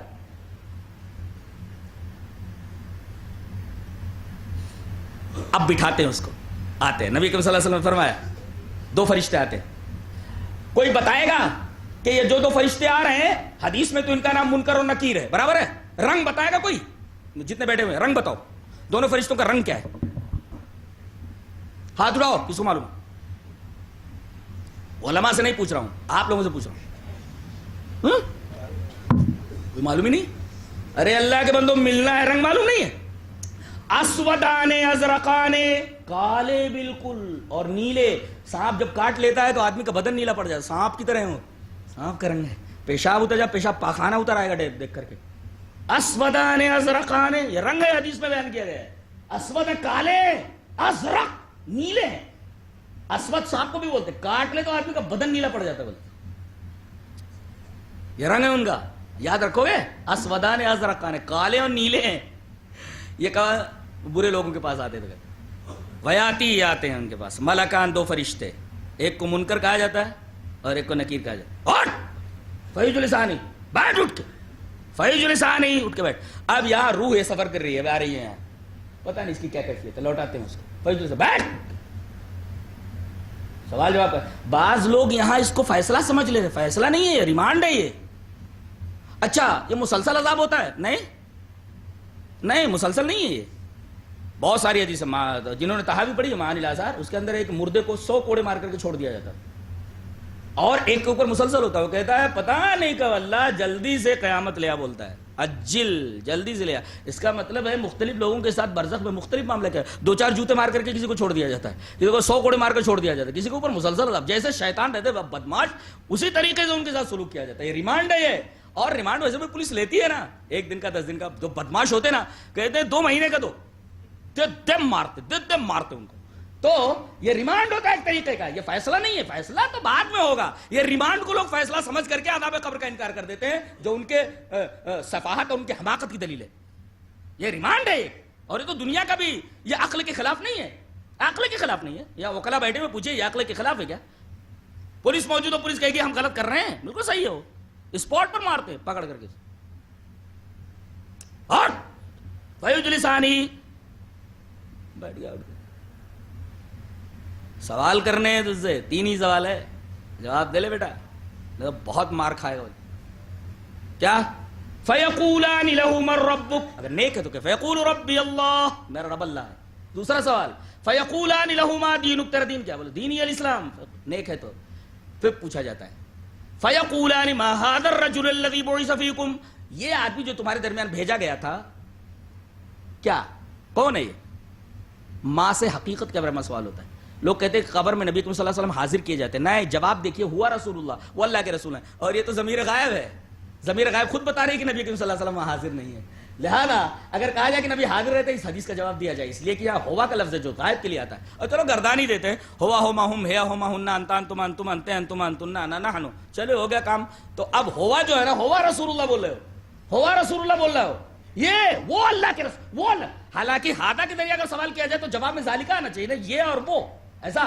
وہ ہوا بول رہا، ہوا رسول ہے، اس کا مطلب نبی کریم صلی اللہ علیہ وسلم کے بارے میں ایسے اس آدمی کے بارے میں جو تمہارے دل میں بھیجا گیا، تبھی تو جواب ہوا رسول اللہ. جی اب جواب دے چکا. کہا ٹھیک ہے اب چلتے ہیں ہم لوگ، سو جا دلہن کے سونے کی طرح، سو جا. اور اگر بدماش ہے دے مارتے اس کو، بہت برا مارتے اس کو. یہ قبر کے اندر اس طریقے کی حالتیں کی جاتی ہیں. اگر آدمی اچھا ہے تو اس کے ساتھ ایسا کیا جاتا ہے، برا آدمی ہے تو اس کے ساتھ ایسا کیا جاتا ہے. صحابہ کرام بڑے حساس تھے، خاص طور سے آپ کے داماد محترم حضرت عثمان بن عفان، اللہ اکبر، وہ تو قبر کو دیکھتے ہی پریشان ہو جاتے تھے. دلیل یہ حدیث پاک. وان حانی مولا عثمان رضی اللہ تعالی عنہ قال كان عثمان بن عفان رضي الله تعالى عنه إذا وقف على قبر يبكي حتى يبل لحيته فقيل له تذكر والجنة والنار فلا تبكي وتبكي من هذا. قال وإن رسول الله صلى الله عليه وسلم قال إن القبر أول منازل الآخرة فإن نجا منه فما بعده أيسر وإن لم ينج منه فما بعده أشد منه. وقال إن رسول الله صلى الله عليه وسلم قال ما رأيت منظرا قط الا والقبر افظع منه. رواه ابن ماجہ فی کتاب الزہد. حضرت امام ابن ماجہ رحمہ اللہ اس حدیث پاک کو اسی کتاب الزہد کے اندر لائے. راوی حضرت عثمان غنی رضی اللہ تعالیٰ عنہ کا آزاد کردہ غلام حضرت حانی ہے. وہ کہتے ہیں کہ میرے آقا حضرت عثمان غنی رضی اللہ تعالیٰ عنہ ارب پتی آدمی ہے. سیٹھوں کا دل ایسا ہونا چاہیے، دیکھا اللہ کا کام آ جائے، اللہ کی بات آ جائے تو بڑے لوگ جو ہوتے ہیں سچ مچ پیسے والے جن کو بولتے ہیں نا، ایسا ہونا حضرت عثمان غنی کی طرح. نہیں تو جیسے پیسے آتے رہتے دل سخت ہوتا تھا، ایسا پیسہ ہونا، پیسہ آنا تو ایسا اثر ہونا. کہتے ہیں کہ جب بھی کسی قبر کے پاس آتے، کان عثمان بن عفان اذا وقف علی قبر یبکی، زارو قطار حتی یبل لحیتہ، یہاں تک کہ اپنی داڑھی کو تر کر لیتے، وہ پوری ریش مبارک آپ کے آنسوں سے تر ہو جاتی. پوچھا گیا فقیل له تذکر الجنۃ والنار ولا تبکی فلا تبکی. جنت کا تذکرہ کیا جاتا آپ نہیں روتے، جہنم کا تذکرہ کیا جاتا آپ نہیں روتے، وہ تبکی من ھذا، قبر کو دیکھ کر آپ رونے لگتے. فرمایا ان رسول اللہ صلی اللہ علیہ وسلم قال، میں نے اپنے سسر جناب محمد رسول اللہ صلی اللہ علیہ وسلم سے بیان فرماتے سنا، ان القبر اول منازل الاخرہ، کہ قبر یہ آخرت کی منزلوں میں سے پہلی منزل ہے. یہاں جو کامیاب ہو گیا فما بعد ایسر، یہاں جو گڑبڑ ہو گیا سوال کا جواب دینے میں بہت مار کھاتا، فما بعد اشد، یہاں تو مار کھاتا ہی، بعد کے مراحل بہت سخت ہے، فما بعد اشد منہ. اور حدیث کا آخری ٹکڑا بڑا دل دہلا دینے کے لیے کافی ہے. دنیا میں بہت سارے ہاریبل سینز، بہت سارے خوفناک مناظر آپ نے دیکھے. ایکسیڈنٹ ہوتا ہے، ہم نے دیکھا سر نکل گیا ہے، بھیجا ادھر چلا گیا ہے، ہاتھ ادھر کٹ گیا ہے، آدمی اس طریقے سے دیکھ نہیں سکتے آپ. دنیا میں خوفناک سے خوفناک مناظر آدمی دیکھتا ہے. نبی کریم صلی اللہ علیہ وسلم کا یہ قول دلوں کو تھرا دینے کے لیے کافی ہے. آپ نے فرمایا ما رأیت منظرا قط الا والقبر افظع منہ. عذاب قبر کا جو منظر ہے اتنا خوفناک، اتنا ہاریبل ہے کہ دنیا کے اندر اتنا خوفناک منظر کہیں آدمی دیکھتا ہی نہیں ہے. تم نے بہت سے خوفناک منظر دیکھے ہوں گے، لیکن موت کے بعد قبر کے اندر جو منظر ہے وہ انتہائی خوفناک ہے. ویسا خوفناک منظر تم نے کبھی دیکھا ہی نہیں. اور ماں کے بعد اللہ کے ذریعے استثناء ہے. یہ اس بات کی دلیل ہے، دلیل حسر کی، کہ ایسا منظر دنیا میں کوئی دیکھ ہی نہیں سکتا جتنا خوفناک منظر آدمی قبر کے اندر دیکھتا ہے. اب یہاں بھی روح کو لوٹایا جاتا ہے یا روح کا تعلق قائم کیا جاتا ہے. کیفیت مجہول الکیف، یہ سفر ہے روح کا. اچھا اب یہ یہاں لائی گئی ہے، یہ کہاں رکھتے اس کو؟ یہ حدیث سن لو، شاید نہ سنا ہو آپ نے، اور بہت ساری باتیں حل ہو جاتی. دیکھو سانس روک کر سنو، میں حدیث پڑھنے جا رہا ہوں، ایک صفحے کی ہے، روک لیے؟ اس لیے کہ یہ حدیث اگر نہیں سمجھ میں آئی تو پورا کا پورا بیان سمجھ میں نہیں آئے گا، اس لیے کہ ہم روحوں کے سفر پر گفتگو کر رہے ہیں. چلیے حدیث اس طرح. وعن ابي هريره رضي الله تعالى عنه ان النبي صلى الله عليه وسلم قال اذا حزر المؤمن اتته ملائكه الرحمه بحريره بيضاء فيقولون اخرجي راضيه مرضيا عنك الى روح وريحان ورب غير غضبان فتخرج كاطيب ريح المسك حتى انه ليناوله بعضهم بعضا حتى ياتون به باب السماء فيقولون ما أطيب هذا الريح التي جاءتكم من الأرض فياتون به أرواح المؤمنين فلهم أشد فرحا به من أحدكم بغائبه يقدم عليه فيسألونه ماذا فعل فلان فيقولون دعوه فإنه كان في غم الدنيا فإذا قال أما أتاكم قالوا ذهب به إلى أمه الهاوية وإن الكافر إذا احتزر أتته ملائكة العذاب بمسح فيقولون اخرجي ساخطة مسخوطا عنك إلى عذاب الله عز وجل فتخرج كأنتن ريح جيفة حتى ياتون به باب الأرض فيقولون ما أنتن هذه الريح حتى ياتون به ارواح الكفار رواہ النسائی فی کتاب الجنائز. اچھے سے پڑھ دیا میں نے الحمدللہ، کوئی غلطی نہیں ہوئی. حدیث کو پڑھنا بولے تو بغیر گڑبڑی کے بھی ذمہ داری رہتی ہے نا. حدیث پڑھ رہے ہیں آپ، نبی کی بات آپ بیان کر رہے ہیں، گڑبڑی نہیں کر سکتے آپ. ہاں پوری محنت ہونے چاہیے، لفاظی نہیں. نبی کی بات بتا کر کے ہٹ جاؤ، آپ کو لفاظی کی اجازت نہیں ہے. حضرت ابو ہریرہ، اب حدیث کا مطلب سمجھو ہے، بہت غور سے سنو ہے. حضرت ابو ہریرہ رضی اللہ تعالیٰ عنہ فرماتے ہیں کہ جب مومن کی موت کا وقت آ جاتا ہے، احتضار کہتے ہیں موت کا وقت قریب آ جانا. اذا حضر المؤمن، جب مومن کی موت کا وقت قریب آتا ہے تو اتتہ ملائکۃ الرحمہ، تو رحمت کے فرشتے آتے ہیں. کیا لے کر؟ بحریرۃ بیضاء، ایک سفید خوبصورت ریشم کا کپڑا ہوتا ہے. اور روح کو لے جانا نا، پیدا ہے نا، کوئی چیز لے جا رہے ہو، ایسا کسی چیز کو اٹھا کر لے جانا بولے تو کوئی شکل ہے اس کی، کوئی چیز ہے وہ. بحریرۃ بیضاء، اب یہ سفید ریشم ہے، خوبصورت ریشم ہے. لائے بولتے فیقولون، بولتے اخرجی راضیۃ مرضیا عنک، تو اللہ سے راضی، اللہ تجھ سے راضی ہے نا. یا ایتھا النفس المطمئنۃ ارجعی الی ربک راضیۃ مرضیہ فادخلی فی عبادی وادخلی جنتی. کہتے نکل تو راضی اللہ سے، اللہ تجھ سے راضی. الی روح و ریحان، باغوں کی طرف نکل، خوشبوؤں کی طرف نکل. کیا خوشبو تجھے ملنے والی، دنیا میں تجھے ویسی خوشبو نہیں ملی ہوگی. ریحان، ایسے خوبصورت باغات اور ایسی چیزیں ملیں گی کبھی دیکھا نہیں ہوگا. چل نکل. الی روح و ریحان، اور سب سے بڑی بات ورب غیر غضبان، اور چل اللہ کے پاس راضی نہیں. دیکھو کوئی نوکر کہیں پر بھیجا جائے اور کوئی غلطی کر کے آئے تو مالک کے سامنے آتے ہوئے گھبراتا ہے کہ مالک کہیں ڈانٹے نہ پھٹکارے نہ. خوشخبری یہی دے دیتے اللہ تجھ سے راضی ہے.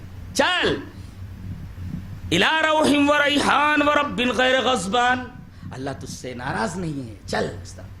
اب جلدی سے نکلتی ہے.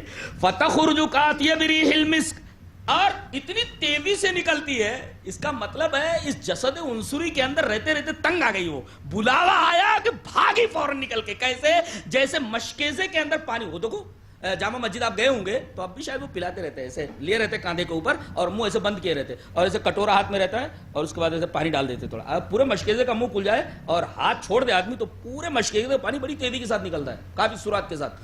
تو ایسے نکلتی ہے جیسے مشکیزے کا منہ کھول دیا جائے اور پوری سپیڈ کے ساتھ پانی باہر نکلے. ایسے ہی جسد عنصری سے انسان کی روح نکلتی ہے فرشتوں کے بلانے کی وجہ سے. نکل چل الی روح و ریحان ورب غیر غضبان فتخرج کاتیہ بریح المسک. اور خوشبو کیسی آتی ہے معلوم ہے؟ جیسے مشک سے زیادہ خوشبو. کاتیہ بریح المسک، مشک ملتا کدھر ہے صحیح سے. فتخرج کاتیہ بریح المسک. اچھا اب ایک فرشتہ کہتا ہے میں لیتا ہوں. حتی لا یناولہ. کیا بات ہے یار، رحمت کے فرشتے اگر جھگڑ پڑے اس روح کو لینے میں، کیا روح ہے وہ. حتی انہ لا یناولہ بعضهم بعضا. ایک رحمت کا فرشتہ کہہ رہا ہے میں لے لیتا ہوں، دوسرا کہہ رہا ہے چھوڑو میں لے لیتا ہوں، تیسرا کہتا ہے چھوڑو میں لے لیتا ہوں. سب جھگڑ رہے. حتی انہ لا یناولہ بعضهم بعضا. اچھا چلو بھائی کوئی بھی ایک لے لو، لے کر چلے. لے لیے اس کو بحریرۃ بیضاء، سفید ریشم. حتی یاتون بہ باب السماء. آسمان پر آ رہے ہیں. علیین کہاں ہے؟ کوئی بولو کدھر ہے؟ نیچے ہے کہ اوپر ہے؟ آسمان میں کہیں ہے جی. حتی یاتون بہ باب السماء. دروازے کھل گئے. اب باب السماء پر آ گئے. اب فرشتے کہتے ہیں جو آسمانوں میں رہ رہے ہیں ارے فیقولون ما اطیب ھذا الریح، کتنی خوشبودار یہ روح ہے، یہ ہوا ہے التی جاءتکم من الارض، جو زمین سے آئی ہے. فرشتے اگر متاثر ہو جائے کسی خوشبو سے اس کا مطلب ہے کہ روح کیسی رہی ہوگی. التی جاءتکم من الارض، یہ خوشبو فرشتے وہاں پسند کرتے ہیں. کتنی اچھی خوشبو بولتے ہیں. اچھا اب یہ لاتے ہیں ارواح مومنین کے پاس. یہ علیین میں آ گئے. غور سے سنو یہاں علیین میں لائے. اب علیین میں آ گئے یہ. فیاتون بہ ارواح المؤمنین، مومنوں کی روحیں جہاں ہے سب. اس کا مطلب یہ روحیں کسی ایک جگہ پر ہیں اور وہی علیین ہے. ان الابرار لفی علیین، ہے نا ابرار کی جگہ. یہ علیین میں آ گئے. اب جیسے یہ روح وہاں پہنچی ارواح مومنین کے پاس، اب تک جھپٹ پڑتے ہیں اس روح کے پاس، اس روح کی طرف جو ابھی آئی ہے. کہتے ارے ماذا فعل فلان ماذا فعل فلان، فلاں کا کیا ہوا، فلاں کا کیا ہوا. ہم تو اس سے پہلے آ گئے تھے، کدھر ہے ہو؟ پوچھ رہے ہو ماذا فعل فلان ماذا فعل. اب فرشتے بولے فیقولون ارے دعو، کائے کو پکا رہے ہو یار، چھوڑ دو اس کو. فإنہ کان فی غم الدنیا، ابھی دنیا کے غم سے تو آیا، ابھی پھر تم پکا رہے ہو. چھوڑ دو اس کو، دعو چھوڑ دو اس کو. فیقولون دعو فإنہ کان فی غم الدنیا، دنیا کے غم سے تو آیا ہے، تھوڑی دیر آرام میں، ٹیک اٹ ایزی، آرام سے آرام سے چھوڑ دو ابھی. اب یہ پوچھتا ہے اچھا تم فلاں کے بارے میں پوچھ رہے ہو نا کہ وہ نہیں آیا، اما اتاکم، وہ ادھر نہیں آیا کیا؟ وہ تو مجھ سے پہلے آ گیا، ادھر نہیں آیا.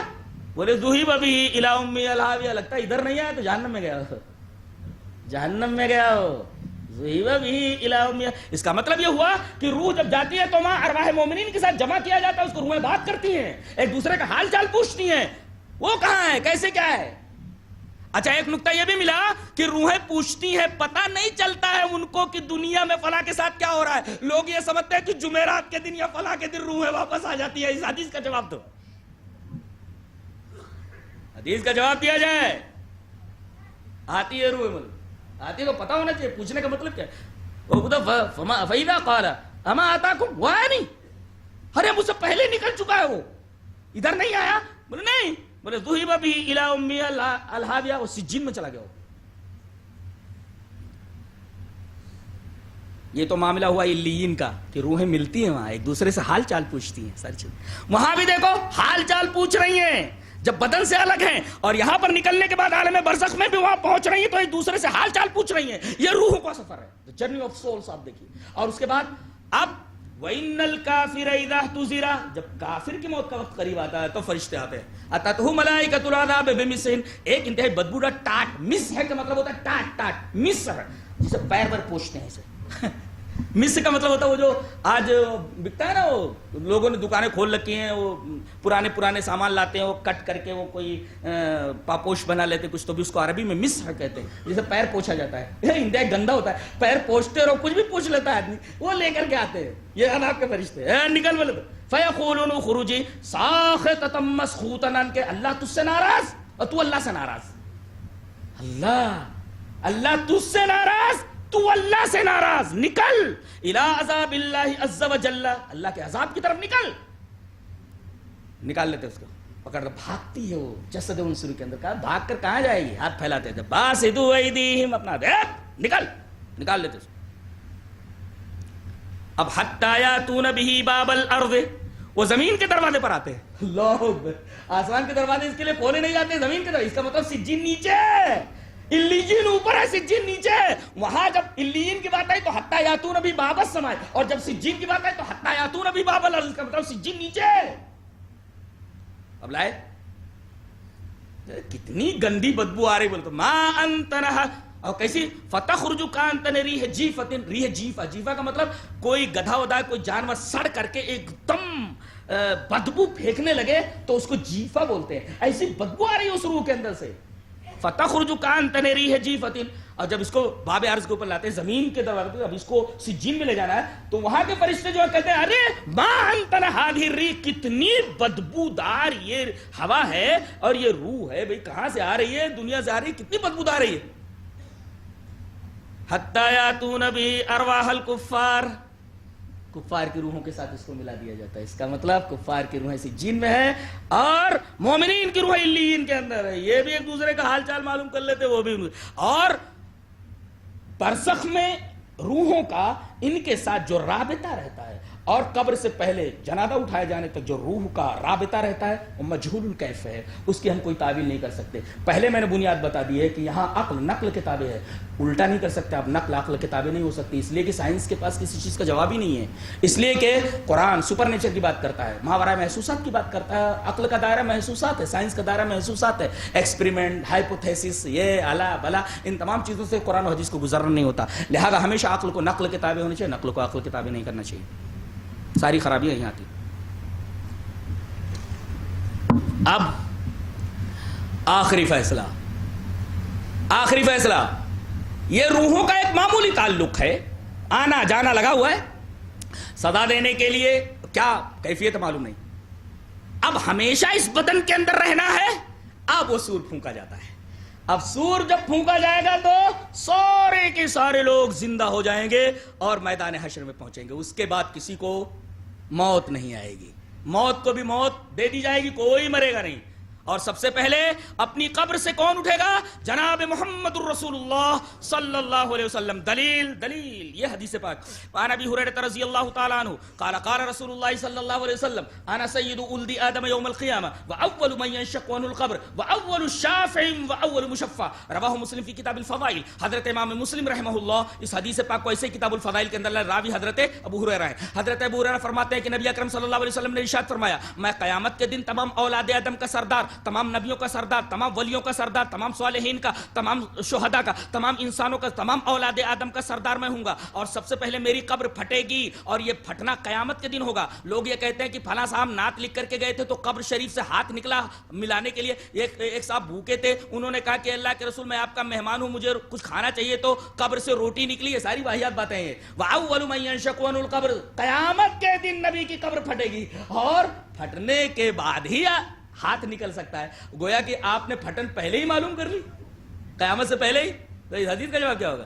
وَأَوَّلُ مَن يَنشَقُّ عَنْهُ الْقَبْرُ وَأَوَّلُ شَافِعٍ وَأَوَّلُ مُشَفَّعٍ، سب سے پہلے اللہ میری سفارش کے لیے اذن دے گا، میں اجازت پاؤں گا، میں سب سے پہلے سفارش کروں گا، سب سے پہلے میری سفارش قبول کی جائے گی۔ پتہ یہ چلا کہ اپنی قبر سے نبی کریم صلی اللہ علیہ وسلم کی روح مبارک پورے طور پر جسم کے اندر ڈال دی جائے گی، اس طریقے سے آپ کو اپنی قبر سے اٹھایا جائے گا اور پھر میدان حشر میں سب سے پہلے آپ پہنچیں گے، اور اس طریقے سے یہ روحوں کا سفر یہاں آ کر کے تمام ہو جاتا ہے۔ میں تھک گیا ہوں بولتے بولتے۔ اللہ تبارک و تعالی ہمیں نیک عمل اور اچھی سمجھ کی توفیق عطا فرمائے۔ وآخر دعوانا ان الحمد للہ رب العالمین۔